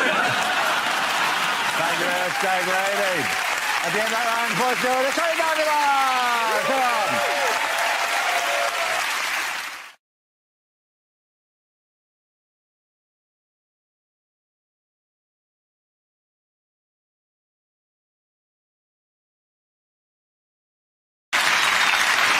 Our next round is called If This Is the Answer, What is the Question? On the board are 6 categories. Matt, which category would you like? Politics, please. OK, excellent. Politics it is.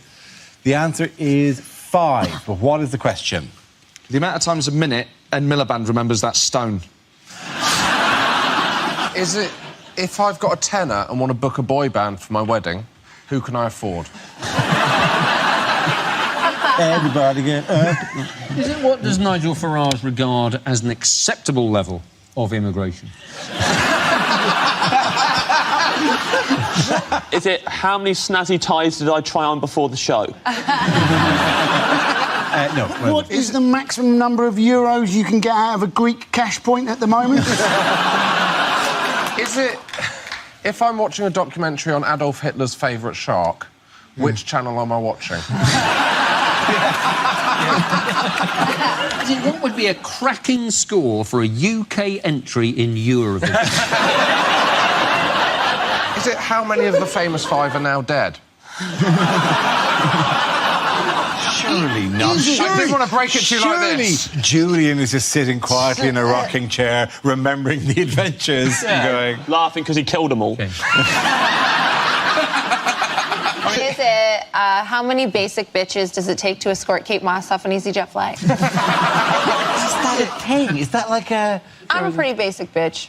I think you're an ornate bitch, right? I think You think I'm a ratchet-ass hoe? Well, I didn't want to make it too obvious that I've got a little soft spot for you.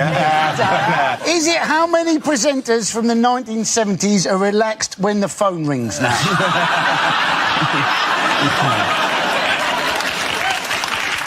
Is it how many names are currently written on Taylor Swift's blank space?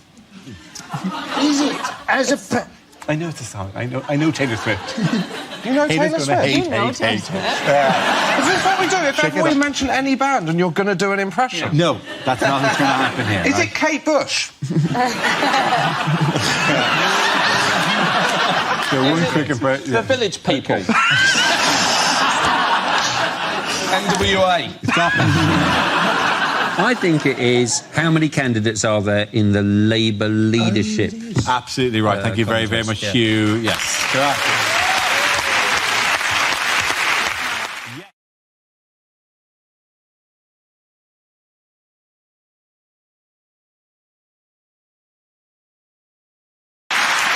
Yes, and the question I was looking for is how long was Major Tim Peake on the International Space Station before he returned to Earth this week? Yes, there he's in a deck chair, not doing a tap. But the only reason he come back was because the Russian bloke on the space station stuck up behind him in it on the end of a bar stool. I watched the news report about it, but I'm hard of hearing, so I used the subtitles, and it genuinely said that he was up in space for 6 months without gravy, and it took me ages to realise they meant gravity. To be fair, he was without both, and I couldn't do it, you know. I mean, there's that anti-gravy machine they have. So I just realised there's a fucking box under my... No wonder I've got no space. Look at this. What is it? Just found that. The old shark guy, it's a bit tight down here, isn't it? What artefacts have you discovered? I don't know. And I've dropped my drink. This is an absolute nightmare. I've done the carpet, I'm afraid. He set a lot of records while he was in space, didn't he, Tim Peake? He did. But it was kind of like, once he got into space, that was the hard part, and then just everything he did, he was the first person to do it in space. It was just like, he was the first person to get on the New Year's Honours list in space. He was the first person to do a marathon in space. It's just, once you get into space, that's you. It's like, if I got into space, I could set records for first man to clean his glasses on his underpants. In space, you know. He did run a marathon up there, didn't he? And I thought I'd run a marathon if I had an option to float bits of it. Just set the treadmill on really fast. I'll just hover above it. I haven't hit the wall yet. When's the wall coming? It's gotta be honest, this is so difficult. I've done 4 miles already. I did the marathon. He didn't do any football because they wouldn't have got past the coin toss.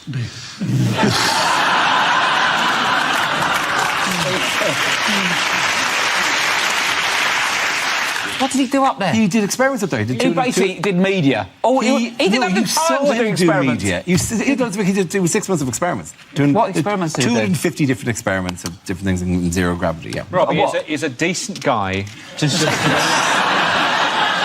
I don't think Americans are watching it, though. I mean, it's incredibly, you know, we're excited, but the Americans must be watching it going, you are literally 40 years behind us. There were Americans as well, you know, on this. That's all the Americans are doing as well. Are you going to shut down every comical notion we bring to you now? Yes, but he's in space, so leave him alone. Respect the spaceman. I love science, and everything's OK because it's science. I think I have a joke said about astronauts. Just because he's gone up there and done experiments, I don't know exactly what they are, I've just been told. You think he's bluffing that? That actually... He's on a blank, mate. He's been up there. The slightly sad thing about it, he's the first British astronaut, but he is representing the European Space Agency, isn't it? So if there is Brexit, the next British astronaut is going to be in a hot air balloon on a very long... I think he deserves all the honours he's getting, because it is a dangerous mission to get that much closer to the sun when you're that ginger.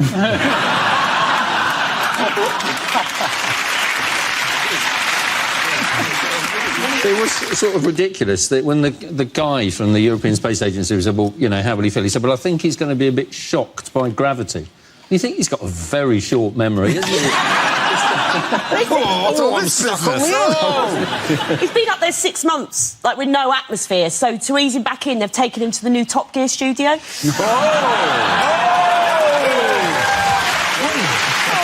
that, Chris Evans. The first comment when he came out was that the Earth smelled really strongly of Earth, and everybody sort of shuffled uncomfortably and went, that's just Kazakhstan. I like the way he said, I'm looking forward to spending some time with my wife and having my first shower for 6 months. Like, other way round, mate. That's it. Unless she likes him a bit gamey. So I'm the other way round.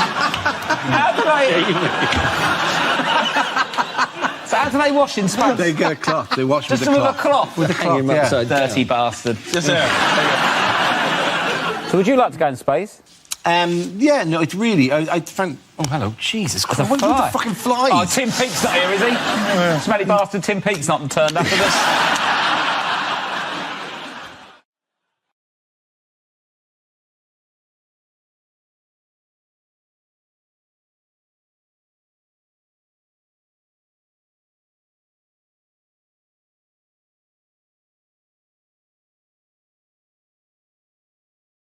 Our next round is called Picture of the Week. I show the panel a topical image and ask them to tell me what's happening. So, what's going on here?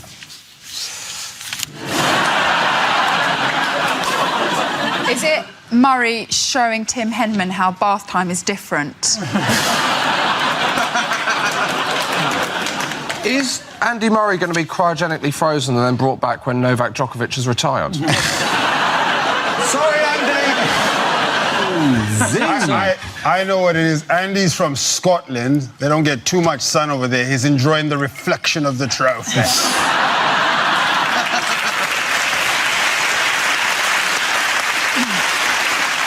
I'm assuming that's the picture he's put on eBay.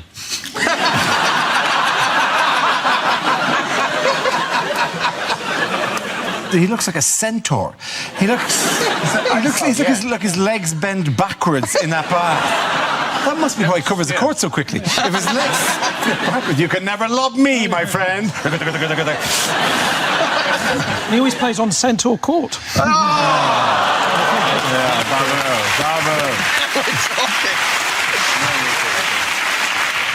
That trophy, you could fit your head inside.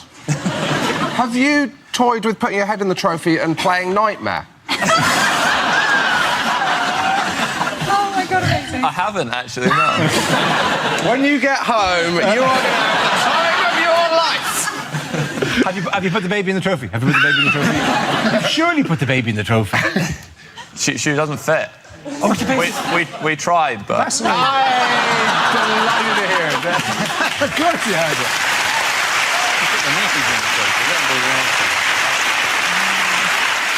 I have a difficult... Congratulations, by the way, Mr. That's what you say before you dig into someone. I have difficulty appreciating tennis because every point and every set and everything you do in tennis is in silence and absolute concentration. Right? You know how many goals Jamie Vardy would score if people just shut up before he kicked the ball? No? Yes? No? I feel you've not been watching Andy, who has a distinctive monologue running. This is not a man who hides his emotions. This is going so badly. What he does is he invites people... But now it seems to have turned. Yes, it's turned. Now it's gone badly again. I've lost the point. Jesus, it must be exhausting being Andy Murray. There's people in your box that you've invited, and then you just shout at them. Do you know what, mate? Unlucky, but you're about to get a taste of your own medicine. You Scottish... No.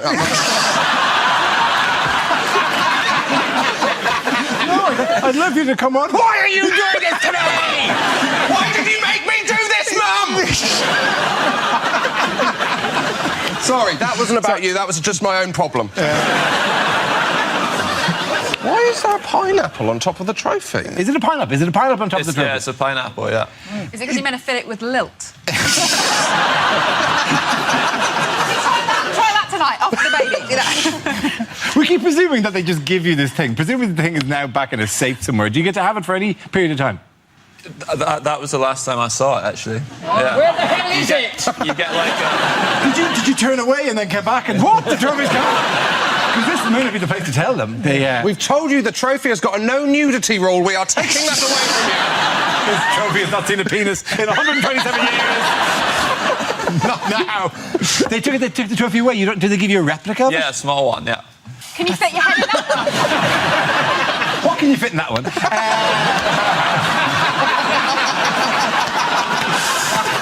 No, cut the mic out. You need it.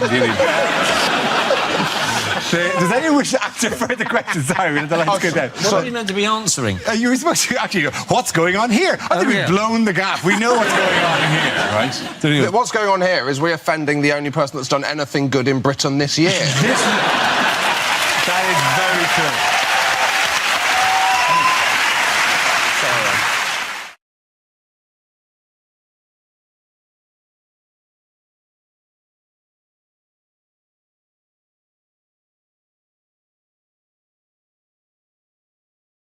Now we come to scenes we'd like to see. So if everyone can make their way over to the performance area, please.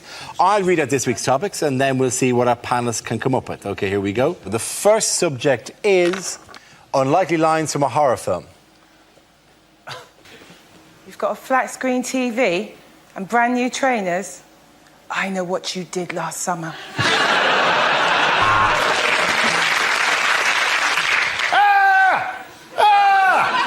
I'm sorry, it's just you look nothing like your photo in Match.com. Is there anybody there? Can you hear me? Is there anybody there? This is the Christian O'Connell Breakfast Show.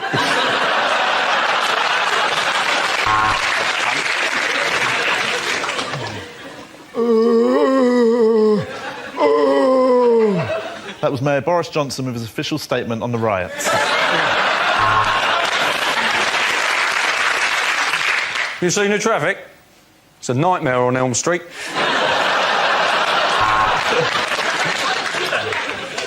And now, Alan Bennett's long-awaited remake of the Texas Chainsaw Massacre, the Nantwich Leaf Blower kerfuffle.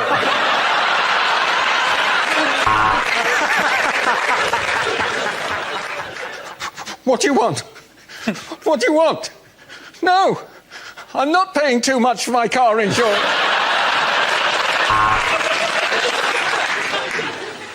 I ate his liver with some fava beans and a nice Chianti. So I gave Mark's dinner party an 8.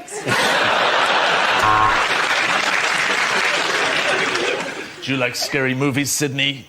Oh, sorry, is Sydney there, please?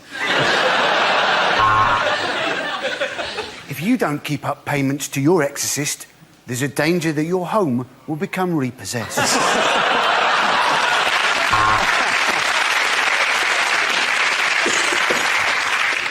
Joke's on you, Dracula. I've got AIDS.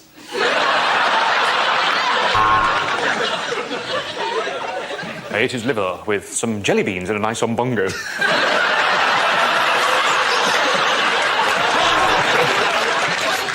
I've seen the ring! I wish that builder would pull his trousers up.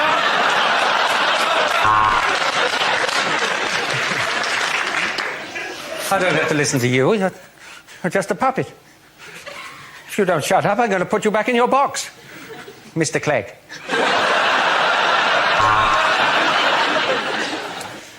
I'm afraid he's been bitten by George Michael. He's turned into a vampire.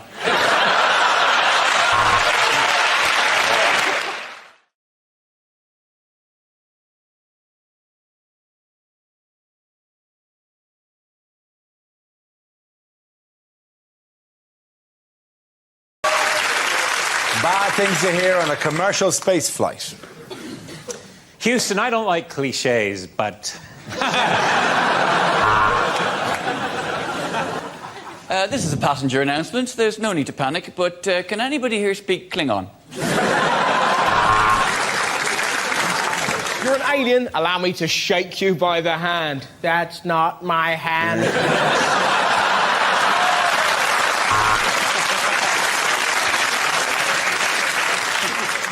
Passengers are asked to disembark at Mars to get the bus replacement service to Croydon. Help! We're being sucked into Uranus. Alien! I'm giving birth to an alien! Your faces. And today's in-flight movie is going to be Apollo 13.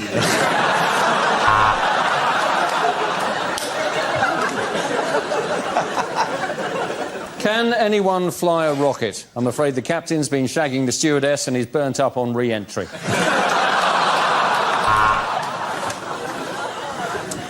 Passengers looking out the right side of the craft, there's the moon, of course, and out the left side, out Star of Brian. Nice.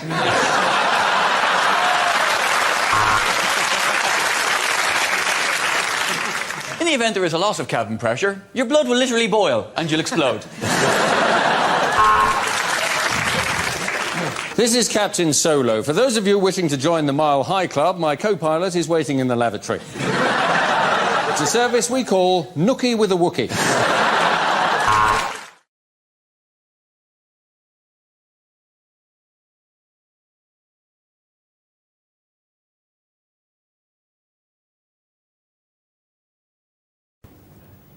The most important thing to remember about crime is that any law only makes sense in context.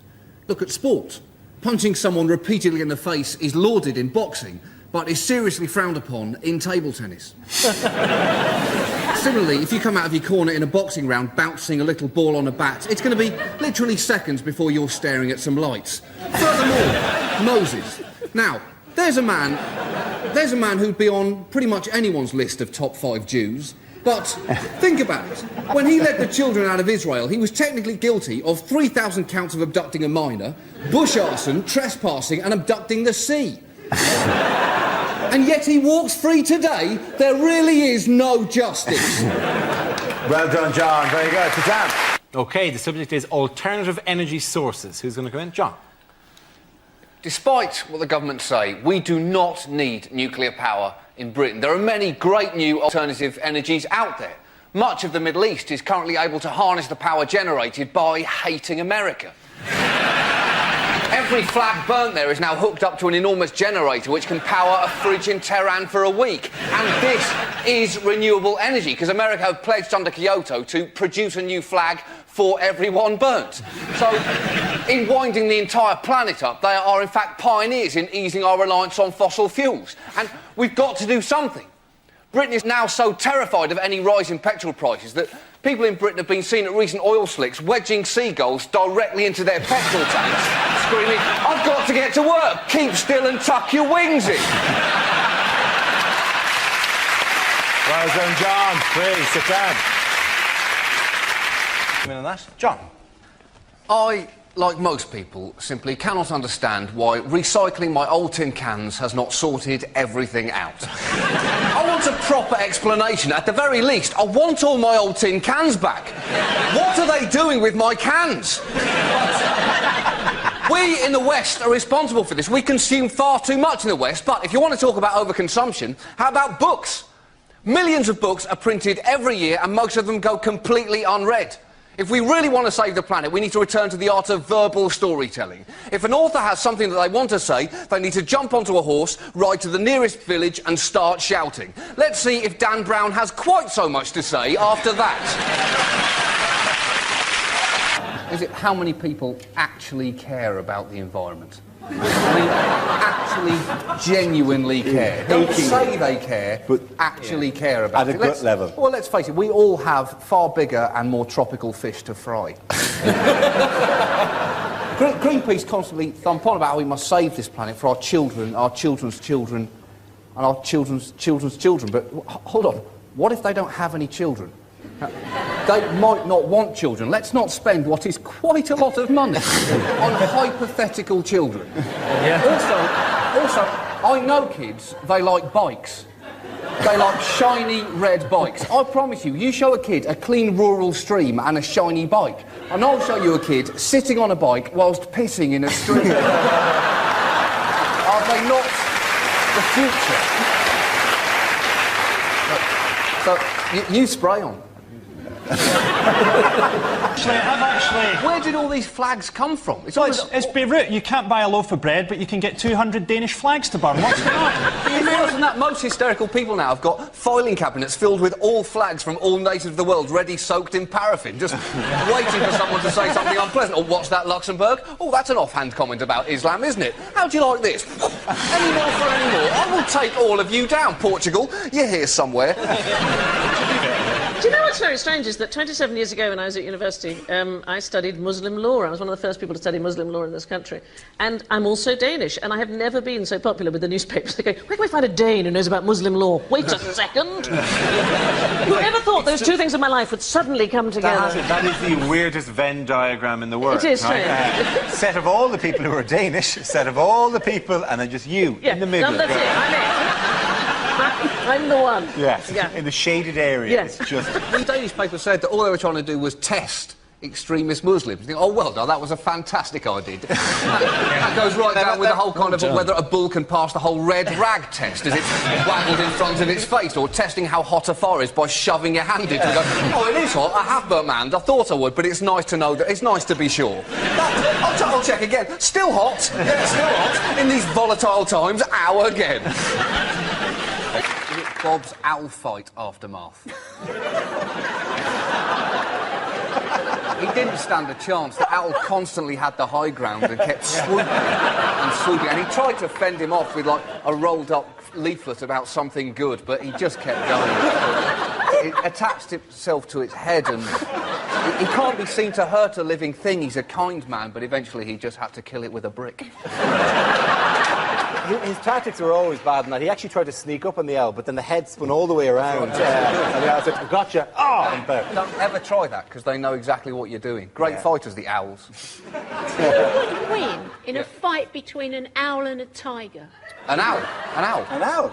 An owl has the high ground, Linda. The tiger, it's just going to come down. Exactly. The owl would basically adopt Muhammad Ali's rope-a-dope. It would make the tiger just swing itself out and then just go in and peck it. I think, hand on heart, we all know this is not making the edit. Our first topic is sport. Who wants to come in on that? John. So, the hunt for the New England manager is now on, but the most exciting thing about this is it's actually going to be a hunt. The FA have bought a pack of hounds. They've given them a sniff of Alf Ramsey's old hat, and they were last seen marauding across the English countryside, tooting on their horns. Sport is now the only way to guarantee improvement in a country's transport infrastructure. Again, look at the Olympics. We're going to get this Olympic javelin train, which will go from King's Cross to the Games in just 7 minutes. But once again, the most exciting thing about this is it's actually going to be a javelin. You're going to have to get on board it like a witch would get on a broomstick, and then Steve Backley is going to throw everyone just short of their destination. Very good, John.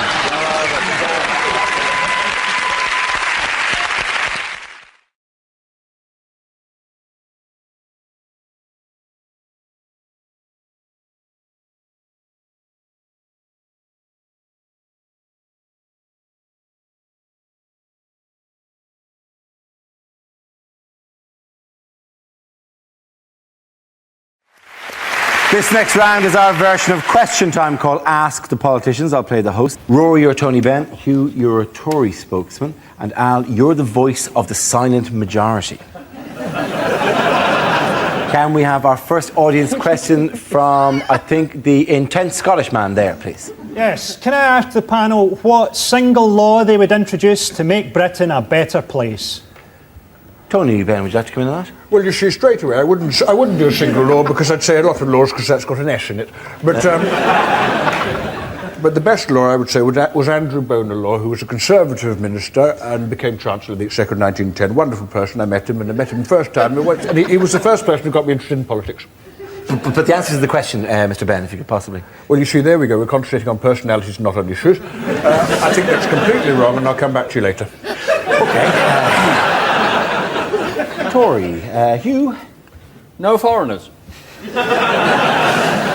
Is that what you'd say? Well, I think it's time for the decent, honest, hard-working, law-abiding, tax-paying, normal, sensible, reasonable, down-to-earth, hard-working, normal, law-abiding, down-to-earth, sensible, reasonable people, hard-working, law-abiding, tax-paying, fleeced, decent, honest, hard-working, law-abiding, normal, decent, reasonable, sensible, law-abiding, normal, hard-working people of this country who don't want to pay their speeding fines, regardless of how fast we may have been going the wrong way up the slip road, on a phone, no seatbelt, no tax, no MOT, no insurance, whilst eating a burger and receiving oral sex on the telephone. Haven't you got anything better to do, officer? It's time for us to speak. And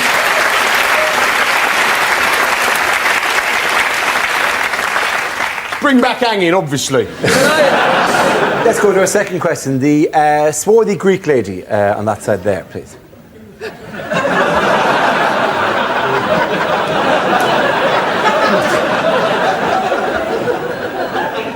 Yes?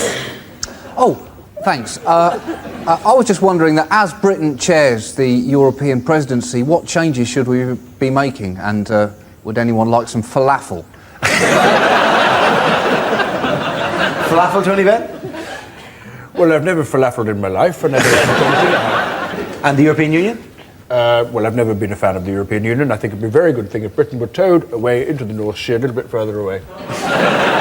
Now, that's strange. It's the first time I've ever agreed with anything you've ever said, mate. Right? Well, you've obviously not been listening. That's all I can say. I've been listening. I've simply chosen to remain silent up until now. Well, I must say you're very... I'm the voice of the silent majority. Well, I must say... Obviously, having said that, I'm no longer a member, but... The point... I think European Union, change your name to the British Empire as a mark of gratitude. Call the euro the pound, right? And new kit. I feel, really, the very best thing to do would be to move the European Parliament to the Millennium Dome. They're both a waste of money. It'd be good to get them both lumped together. OK, the lady there in the middle. You have a question? Indeed. Now that Cub Scouts don't have to swear allegiance to the Queen and God anymore, who do the panel think that they should swear allegiance to? Tony Benn. I think you have to go a long way to beat Clement Attlee. I personally have sworn allegiance to a Cub Scout. He's absolutely lovely and he does marvellous things with his woggle. One phone call, you're on a register. Who would you pledge allegiance to? Voice of the silent majority? Well, speaking for the people who would have shot that burglar a third time,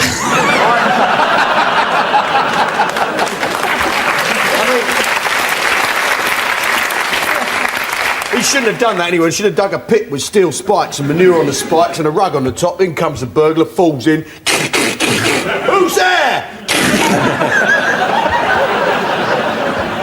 Who would I swear allegiance to?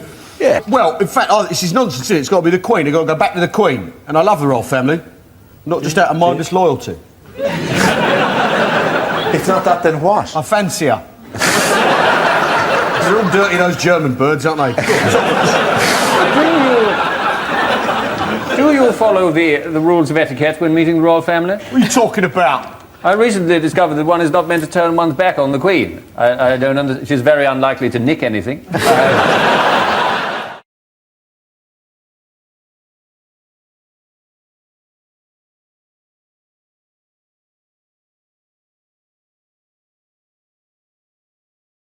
Now we come to scenes we'd like to see. So if everyone can make their way over to the performance area, I'll read out this week's topics and then we'll see what our panelists can come up with.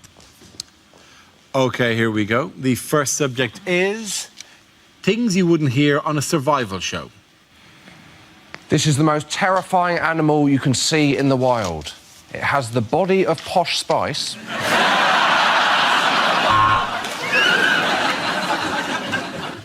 course, if you're on an expedition, you must always make sure you boil all the water. Now, this can really slow you down if you come to a lake.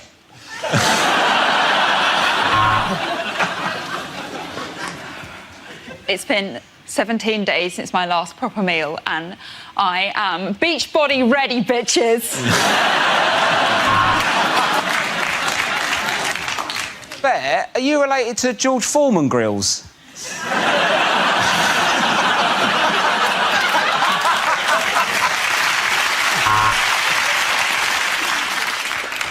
I've not had a bath for days on end. And that's because Rob Beckett's dad is in there.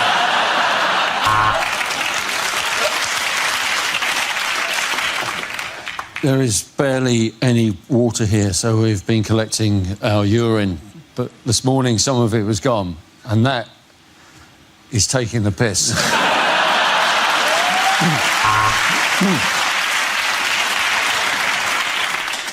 Spent 3 days in the jungle with nothing to eat but raw caterpillars. I remember the moment I walked back into civilization. Whew, there are a few butterflies in my stomach, I can tell you. When I was thirsty, I was forced to drink my own urine.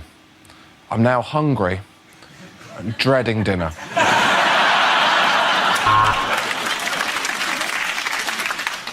And when you're in the wild, you've got to remember what you learn at Scouts. Don't tell anyone our little secret.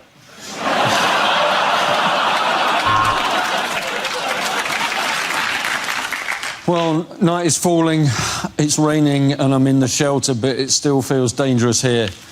There are 6 teenagers staring at me, and the bus doesn't arrive for 20 minutes. If you suddenly see a bear extremely close to you, the best thing to do, stand stock still. Pull down your trousers and just let it have sex with you.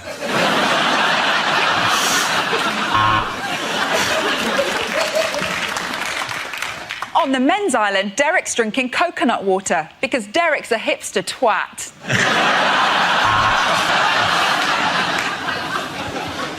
After 3 months totally alone on the island, it's amazing that John hasn't gone mad. Isn't that right, John? Yeah, it is, yeah.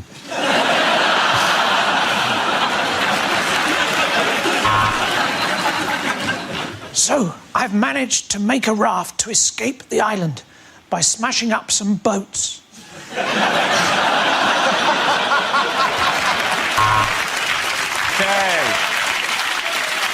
The next topic is unlikely things to hear over a tannoy. Ladies and gentlemen, good afternoon and welcome to Waitrose, you smug rich pricks. This is not a drill. I repeat, this is not a drill. Would somebody please go to the power tools aisle and get me a drill? If you see an unattended bag, please don't report it. Remember, you're in world of luggage.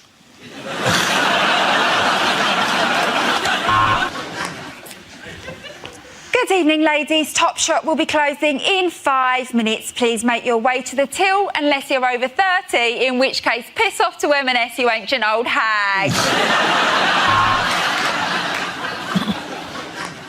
This is an announcement for the front desk of the swimming baths. Could doctor, someone's done a shit in the pool? Please come to reception.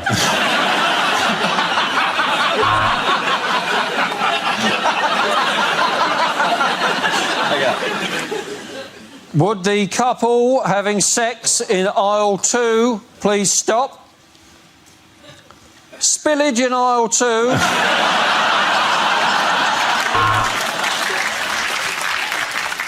The 1625 has unfortunately been cancelled and has been replaced by a replacement bus service.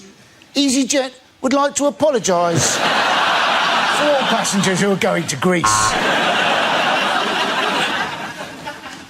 I only work in the post office for the crumpet. Watch this. Widow number 2, please.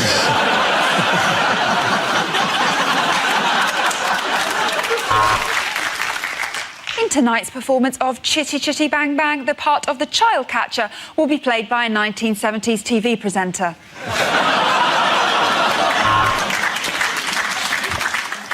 Welcome to Sexist Airways. I'm just going to pop on the seatbelt sign for a moment because we're swapping to a lady pilot.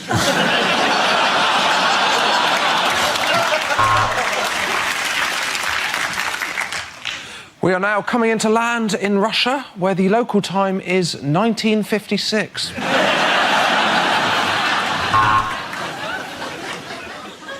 Welcome aboard the one-way saga service special to Switzerland. Just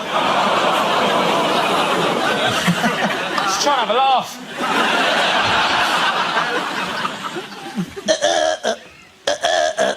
Attention to the submarine crew of HMS Nando's. Be careful not to burn your eyes on the periscope.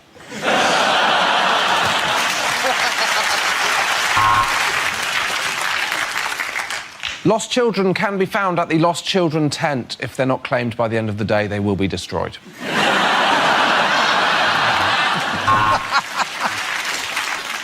Welcome to Megabus. Things haven't worked out quite as well as you were hoping, have they? Welcome to the Sexist Supermarket. Checkout number 3.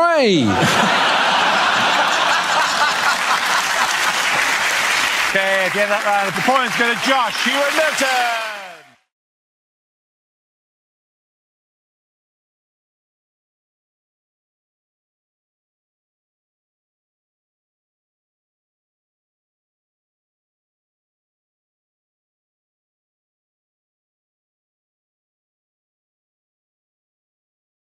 Unlikely things to hear at the World Cup.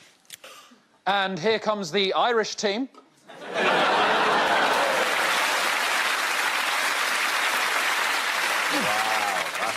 Cold. Sorry, that is... Wow. You're getting buzzed to fuck for the rest of it. Okay. Sorry, Hugh. You'd like to go in there? Yeah, it's okay. absolutely. That's Hugh. fine. Here with the first answer is Hugh.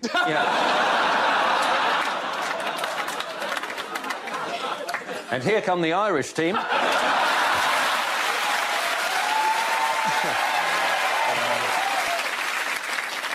Hello, I'm really sorry we didn't get in this year.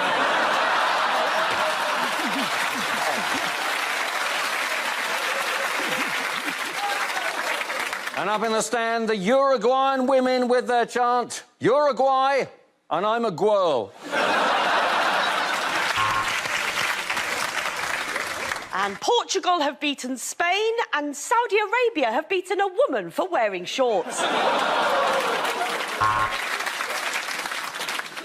Jamie Vardy managed 4 shots in the first half, 3 Sambucas and a Skittles vodka. And that is a great shot from the Russian, but unfortunately the journalist has survived. So it's Panama's first time at the tournament, but they have been doing FIFA's accounts. And Sterling has taken a dive. That's it for financial news. Back to the football. Well, it's official. England are out. And we can go back to identifying people with flags in their windows as racist. Well, let's have a look at the Swedish bench. $12.99 from IKEA.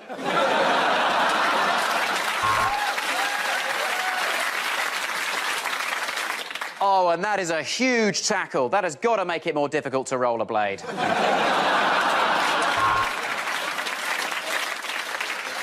Brilliant goalkeeper, David De Gea. Midfield maestro, Mesut Ozil. Fast forward.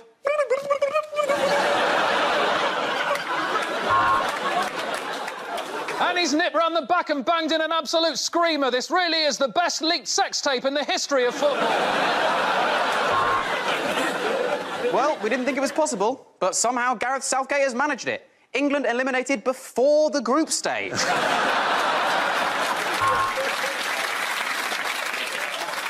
Well, at 2-1 down, Iran had to do something. So they brought on their secret weapon, a 14-megaton intercontinental ballistic missile. If you've just tuned in to England versus Germany, what are you doing, mate? Love Island is on. Well, it looks like semis for Croatia. I wish they had worn bigger shorts.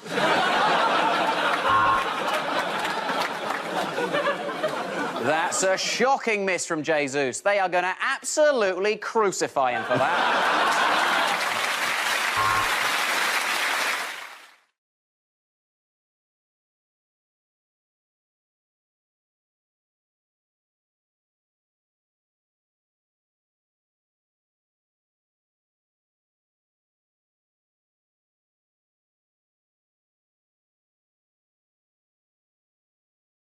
Now we play a round called This Isn't Just News, This is a Wheel of News.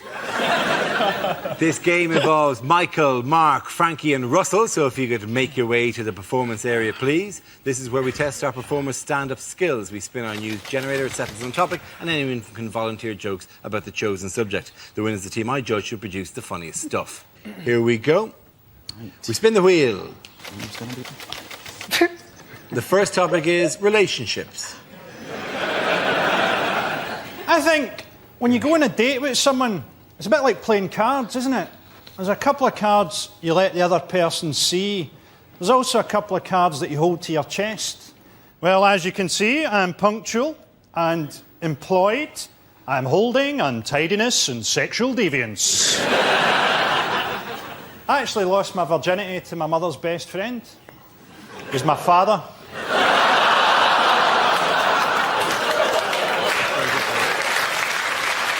It was the only time he ever told me he loved me. I ran into my dad the other day in a lap dancing bar. He was making good tips. There's a lot of stuff I don't understand about sex. You know, like nudie calendars. Nudie calendars? Who's wanking going, I can't believe it's Pancake Tuesday?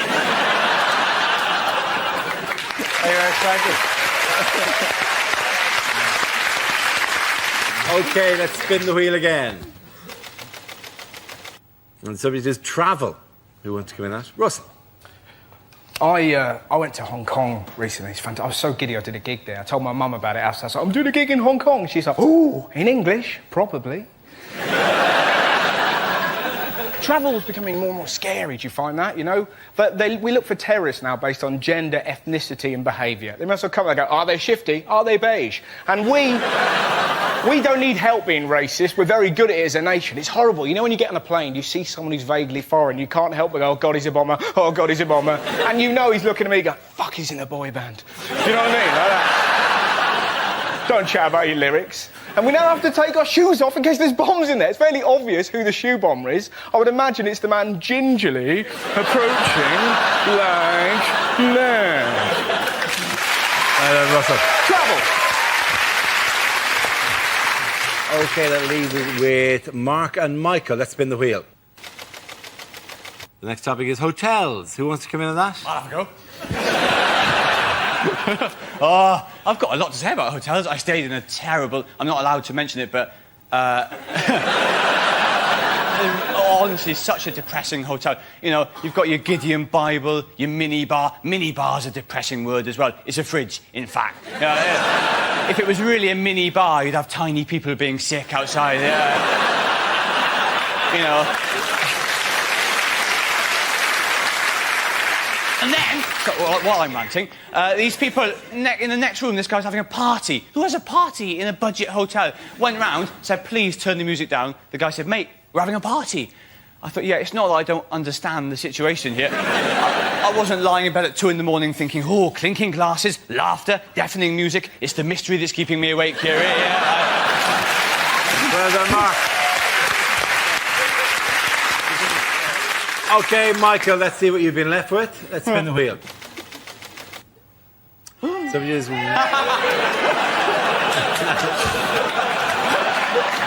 I've created an interesting tone for your joy you're about to say. Hey! Yeah, Wales. Well, of course, they have their own language. This is really the thing. And they are very keen for people of Wales to learn it. So they have it up everywhere, all the vocab. But they have it not only on road signs, but they also have it on the road. So I was driving into Wales and it says slow, and then the Welsh for slow, which is araf. And I didn't know this, and I thought it said, slow, Arab. I thought, whoa! Given the delicate global political situation, is this the best way to handle the terror threat? Have there been a meeting at the Welsh Assembly? We've got to do something about Al-Qaeda. It's only a matter of time before they make their move in the valleys. Any ideas? No? Not one? OK, well, while we're thinking, let's slow them down on the roads. Slow, Arab. Put your hands where I can bloody see them. Thank you. At the end of that round, I'm going to give the points to Russell and Mark.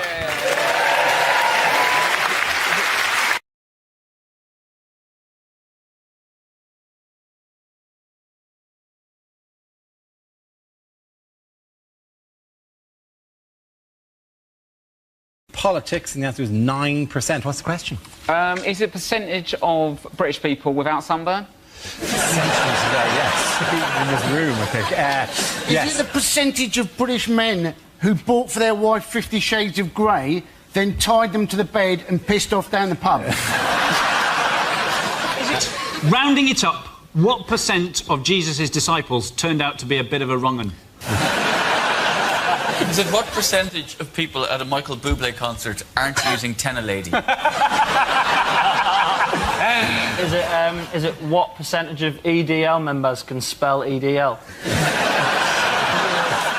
Is it at what point would I normally start running around the room going, have you got a charger? Have you got a charger? Is it for how much of history has Bruce Forsyth been alive? As a relatively successful stand-up comedian, how much tax should I be paying?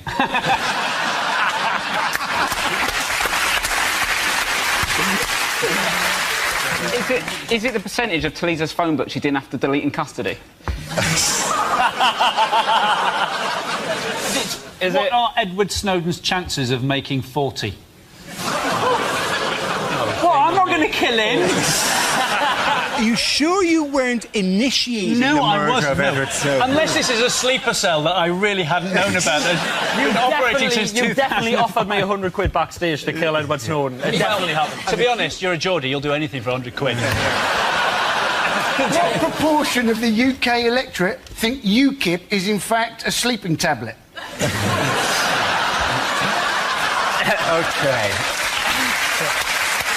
OK. I know I say these words a lot. The real answer is... I need to use words. What gradient of hill makes Chris Froome go, that's a piece of piss? How many Glastonbury Festival goers are still chilling out in front of the pyramid stage? Is it how much of the show will be over by the time you get the correct answers to this? What percentage of this panel will still be alive when Dave show the final repeat of this episode? Amen, brother. I would like to... OK. Sorry, genuinely, the correct answer we can, please. Genuinely, yes. What percentage of people actually can't believe it's not butter?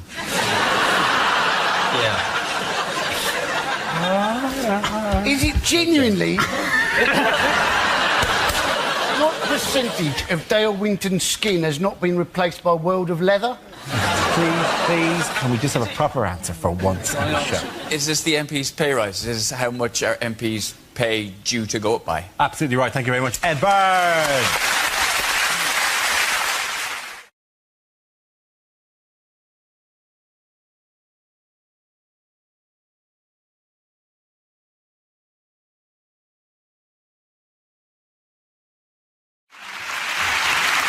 The next round is called Picture of the Week. I show the panel a topical image and ask them to tell me what's happening. So, what's going on here? Is this a picture of what Donald Trump refers to as patient zero? Worst Stevie Wonder tribute ever. Peter Stringfellow emerges from another cracking night at Angels. Hands up if you made a bracelet out of some spare handbag chain. By the reflection in her glasses, she appears to be looking at a tornado of some sort as well.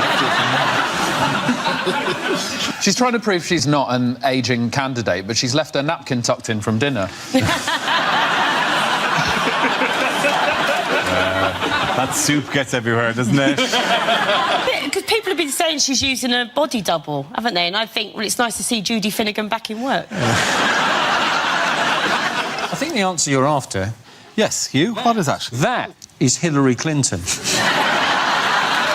you very much, Hugh. Yes. She's mocking Donald Trump with her normal-sized fingers. Yes. Look at these. Yes, this is a picture of US Democratic presidential nominee Hillary Clinton in New York, where she was taken ill this week after being diagnosed with pneumonia. Is this like a huge bump in the road for her? Well, yes, because people say, oh, no, she's got a cough. Let's elect a racist instead. Because he's done many things, but he hasn't coughed recently. Yeah, I have this idea. Even if she's dying, even if she's dead, we're better off electing her. I have pulled stuff out of my shower drain that would be a better president than Donald Trump and would look better on his stupid head. I think it's very shrewd of her to get a disease that Trump supporters definitely can't spell.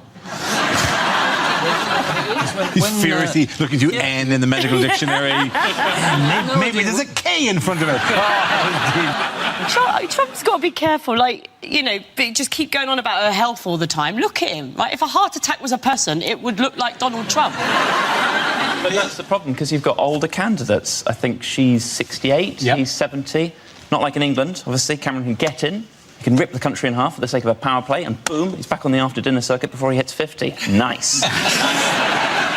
What are the claims that have been made about Hillary's health? That they're using a body double. Yes, exactly. She's using a body. She's 2 yeah, weeks, that it's not actually Hillary. And I think, well, you know, it wouldn't be the first time that she's got someone else to do the difficult jobs for her, would it? Monica Lewinsky. Yeah. Thank you for the clarity, brother. Thank you. So I'll just spell that out. Yes, various claims, you know, because God love us, it turns out the internet's full of people who have these theories. She's had several strokes, apparently, and suffered some seizures, that she wears adult diapers. The National Enquirer claims she'd be dead in 6 months last September. A Republican congressman said she had special needs and was mentally impaired. Forensic pathologists suggested she is being poisoned and that she has multiple sclerosis, Parkinson's, HIV, vascular dementia and lupus.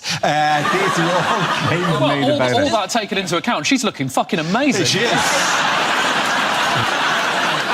Donald Trump looks like he's using a body double, and it's inside of him trying to get out.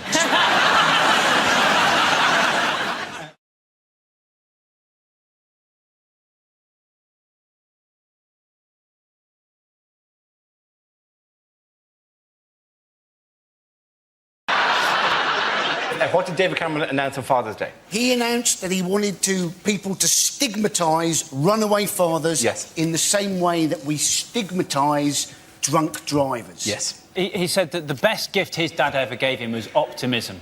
Well, I was a pretty disappointed Christmas. Was it? Not optimism. I said Optimus Prime. Transformer Dad. It was the timeliness of it, like on Father's Day. Is this going to be like, is every major, you know, Hallmark card anniversary, is he going to announce another Halloween, my new policy, no tricks, just treats? He did say, though, didn't he? He said basically his father getting up early and then coming back very late at night, having done a hard day's work, was basically made a profound impression on him. And you're thinking, if you had a little David Cameron, wouldn't you spend a lot of time outside in the car smoking, waiting for his bedroom light to go off? Who says, like, that the women want them back in the first place? Has anyone even considered that? It's bad enough being in a long-term relationship. I mean, it's miserable. No, honestly, I know what I'm talking about. I have kids. It's awful. And you know, kids just want some peace sometimes, because me and my ex, we were together a long time. We used to argue all the time. And for a long time, I was like, but if I leave him, he might go out there and meet somebody else and actually be happy. And so I stayed out of spite.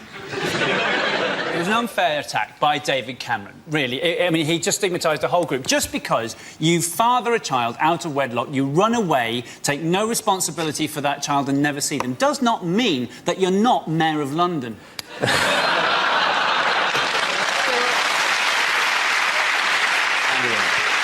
There are also lots of points, aren't there, when children want their parents to be absent.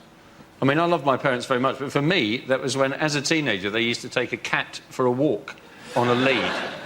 On holidays, we used to take a cat for a walk on a lead, and it wasn't just a lead, it was a 30-foot washing line. It went over Dartmoor, it went everywhere, this cat. And the embarrassing thing was, I got so embarrassed by it that I had to walk, about 100 yards behind my parents. But that meant that you heard the comments of the people coming past them. And that is awful for a teenage boy to be subjected to someone going, you see those people with the cat on the lead? I think they may just have been released back into the community. Didn't your parents have a wheelie bin? They had a wheelie bin. I spent the first 6 years of my life in it. Did you still have washing on the lead? No. 2 birds with 1 stone. That'd be fantastic. Yeah. In fact, put a bird on the lead and the cat could have chased it.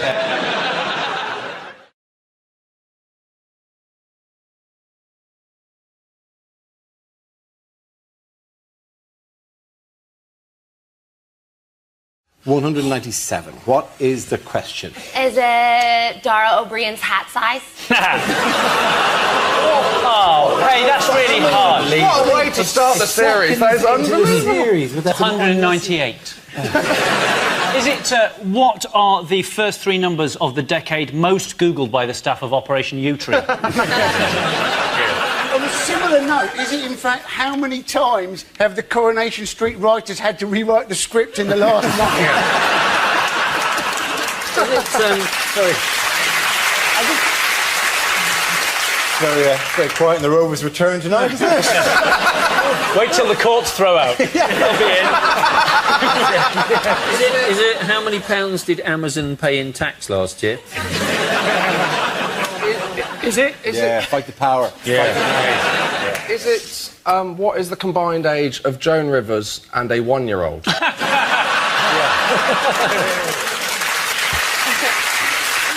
it in fact how many times did I try and vote for the egg-throwing woman on Saturday night? Is it how many members of Attraction would it take to make a shadow figure of Eric Pickles?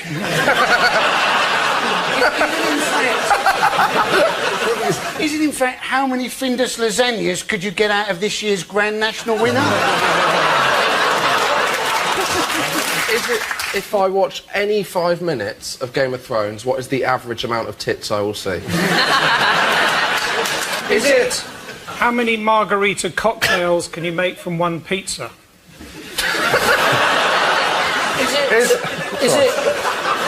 Have you wondered why nobody comes to your Mexican nights anymore?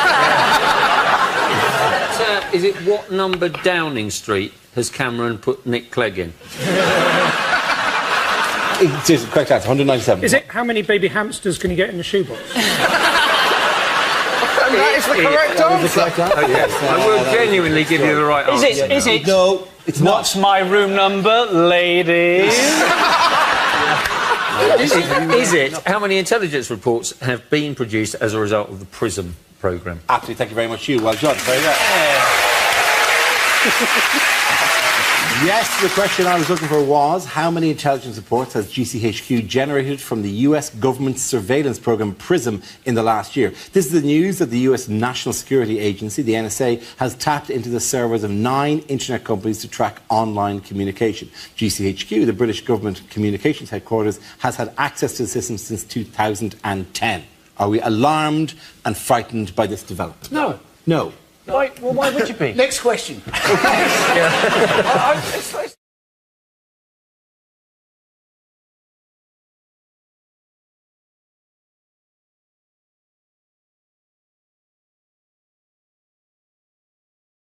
OK, here we go. Let's spin the wheel. First subject is sleep. Ebra. Does anyone here sleep with someone who snores? Yes? Well, I envy you, because I lie awake next to someone who snores. My wife snores terribly, and part of what keeps me awake is lying there going, how do you sleep through this? I can't sleep through it, I'm only next to it. The noise is inside your head. And how come you can sleep through that? But the sound of me making a sandwich in our kitchen, that wakes you up. There is no way Me making a sandwich makes more noise than you're making right now. She snores. So she said the cutest thing to me one time, though. She says, "Do I not sound like a kitten purring?" Bless. No. You sound like a cat drowning in porridge. If I'd a kitten made that noise, I'd put it down. Apparently she had her nose broken a couple of times when she was a kid. Didn't teach her, she's still bleeding snores. Thank you very much, Ed.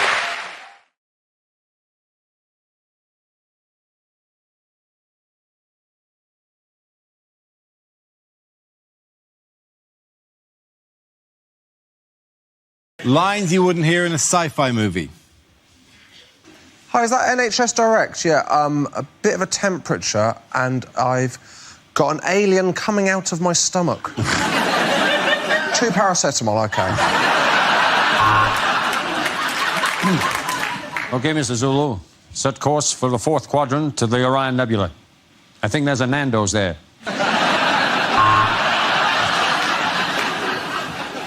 We're sorry to announce that there is a replacement beam down service this weekend between the ship and the planet Sploog.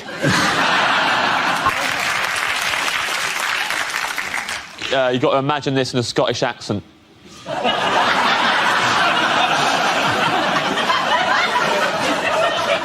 This is our Independence Day. There you go. They abducted us and took us to their spacecraft, and then they explored our bodies with strange probes. I'll be honest, it was the best stag night I'd ever been on. This man can now reach the full potential of his brain. Joey, wake up, you can tie your shoes. Reem.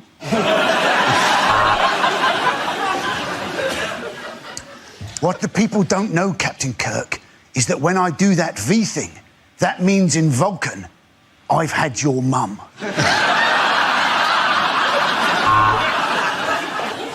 I think this time tunnel is broken. We have gone 1,000 years into the future and Bruce Forsyth is still working.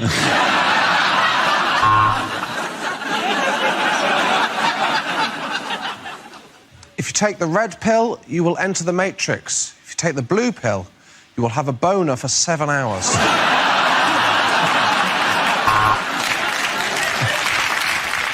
This is it. The machines are taking over. Hashtag apocalypse.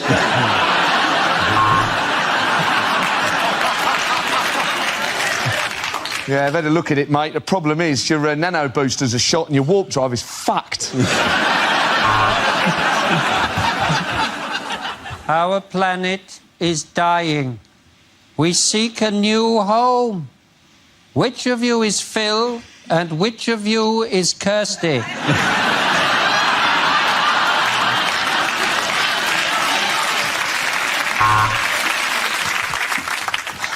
The dinosaurs are killing everyone. Why do we keep reopening this park? Who keeps giving us public liability insurance?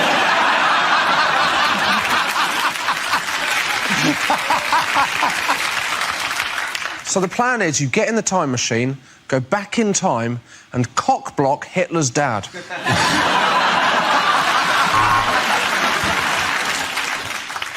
Phone home. Phone in Joan. No, phone home.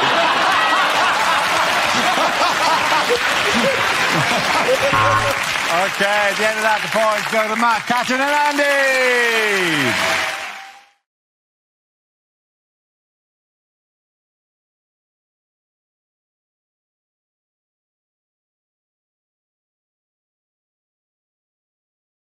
Here we go. The first subject is unlikely things to hear in a religious program. Mary, shag, avoid, Father, Son, Holy Ghost. Does Jesus save? Let's check the VAR.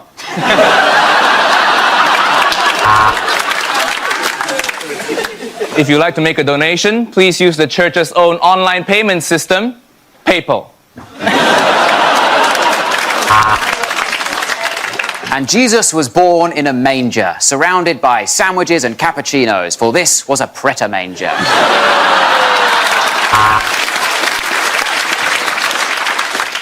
all stop calling Andrew Scott the sexy priest from Fleabag? Every priest is sexy when you've had enough altar wine.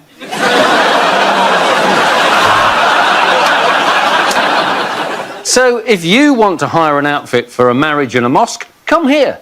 Mosque Bros.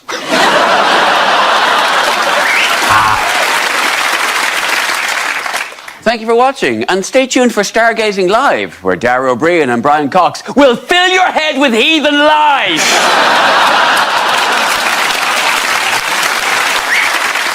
And there's the priest wearing a special new dog collar for the event. Welcome to Fetish Week on Songs of Praise. Welcome to the show in which a man wearing a turban will help you when you can't get through the chain barriers. This is Seek Assistance.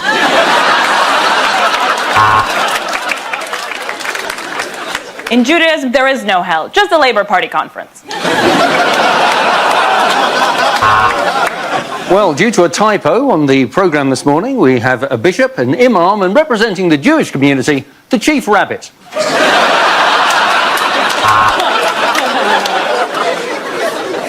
Thank you for watching Songs of Praise, and remember, when you go to heaven, I'm sure it'll be fine when God says, "But you didn't go to church," and you said, "No, but I did watch it on the telly."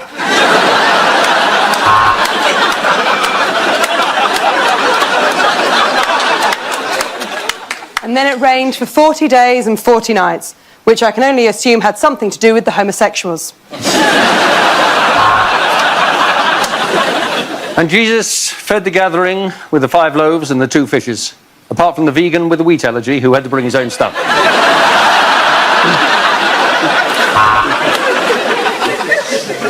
This is St. Paul's Cathedral, which because of a no-deal Brexit is now a Wetherspoons. And God said, "Let there be light," and there was light. And then he created Eve, but he didn't fancy her, so he switched off his light, because no likey, no lighty.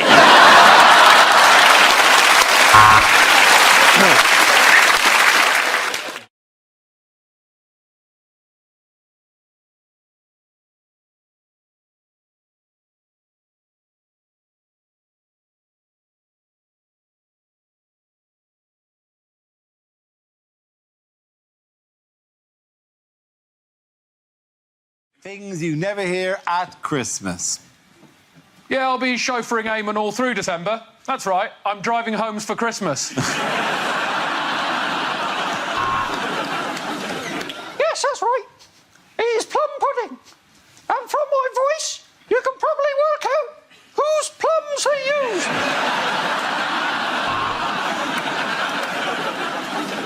Happy Christmas, you bunch of Muppets! Danny Dyer stars in A Muppets Christmas Carol. My goodness, that's an enormous pile under the tree. When did you have it removed, Grandad?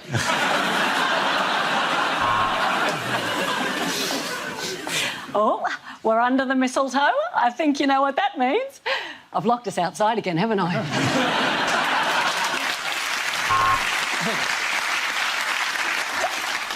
No, I love it when your parents come for Christmas. I just wish we couldn't hear them through the ceiling.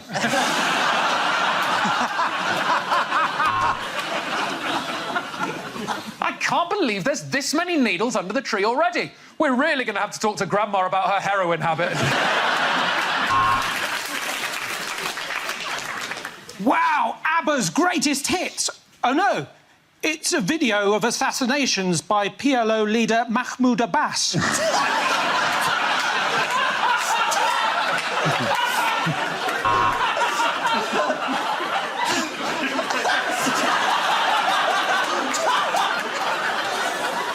OK, Sharon, then. Right, OK. 2 words. OK, yeah, you're going to do the whole thing. OK, that... Right, it's the human centipede. Grandma, stop!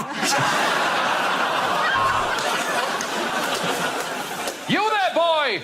Tell me, what day is it? Why, sir, it's the first day of the DFS sofa sale!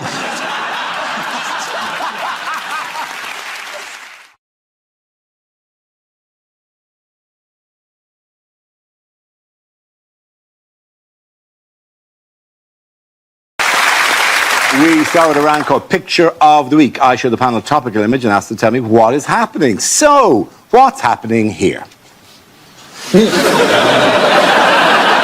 It's Nigel Farage, clearly, isn't it? And hopefully he's holding his breath until we leave Europe.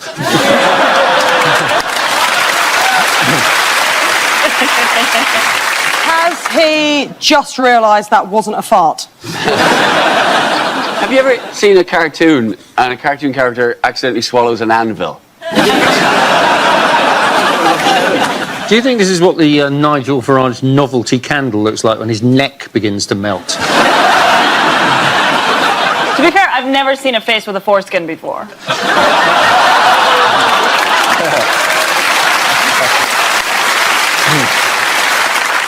I've never seen a foreskin. He looks like he's just come out of a toilet he's left an awful smell in. So is he saying, I'd leave means leave it a minute if I was... Do you think that is the face he pulls when he's asked about any of his other policies? Yes!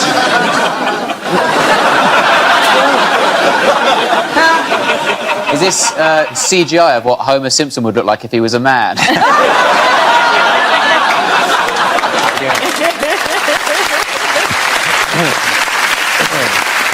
they have the correct answer? Yes. That is Nigel Farage in front of a poster that says Brexit Party. Thank you, Hugh. Yes, this is Brexit leader Nigel Farage, pictured at the party's general election campaign launch in Westminster. This week, Farage announced that his party will field more than 600 candidates, although he himself will not be standing for election. What did you think of his strategy, of his launch? Well, it's weird, because he's saying that he's going to field 600 candidates, but he's not standing himself, and he also won't tell us any of their names. I'm going to wager that all of these 600 candidates look a lot like Nigel Farage wearing different hats. He also, I don't think it is, this can't be right. He can't be that much taller than everyone else. That's why they're standing, isn't it? Because a lot of these are like, the average age of them is like 70, so they're just doing it because they know that Parliament's got central heating. Yes, so 600 candidates. Not himself, though. No, he's not standing, but he should be made to stand on the basis that the whole thing is his fault. He should be made to stand on the he who smelt it dealt it. He shouldn't be in politics. He's a radio DJ. What has he got to do with it? That's his job now. Imagine if Tim Westwood had this kind of influence.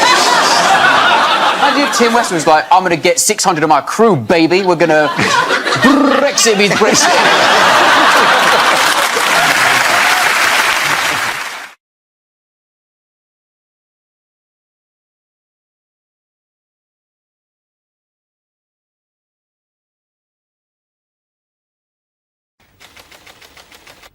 Subject is the West Country. Who? Russell. How can you not love the West Country? I've genuinely seen graffiti in Bristol during the last Tory campaign. Do you remember, are you thinking what we're thinking? Somebody had written underneath it, is it, do I like what's-its? It's phenomenal. Just wonderful, isn't it?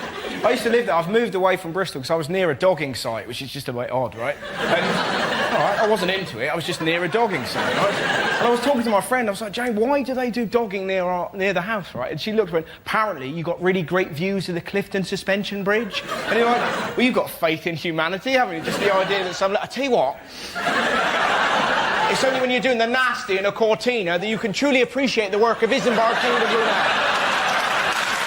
That, my friend, is craftsmanship. Shall we? Wonderful. Thank you very much, Russell. OK, we're left with Michael and Andy. Let's spin the wheel again. The next subject is North-South Divide. There goes Michael. Right, yes. Now, I am from the south. Have you noticed?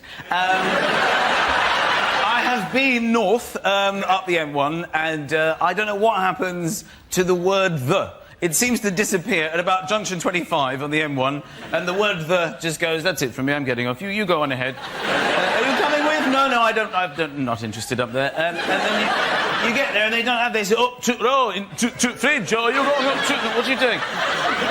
My first experience of this was when I went to the cinema in Leeds. I saw The Lion, the Witch and the Wardrobe. I had more fun asking the woman what it is I'd booked to see than watching the entire movie itself. So what is it I'm seeing here today? Lion, Witch and Wardrobe. What are you talking about? hearing this? Are you taking toothpaste? Yes, of course. I thought it might be a nice idea maybe to go to HMV and get a DVD of The Lion, the Witch and the Wardrobe, maybe The Good, the Bad and the Ugly, and perhaps an album by The. And just line them up on the counter. What is it I've decided to purchase here? Took one, took witch and took wardrobe. Took good, took button, took ugly. And took. Thank you. Well done, Michael.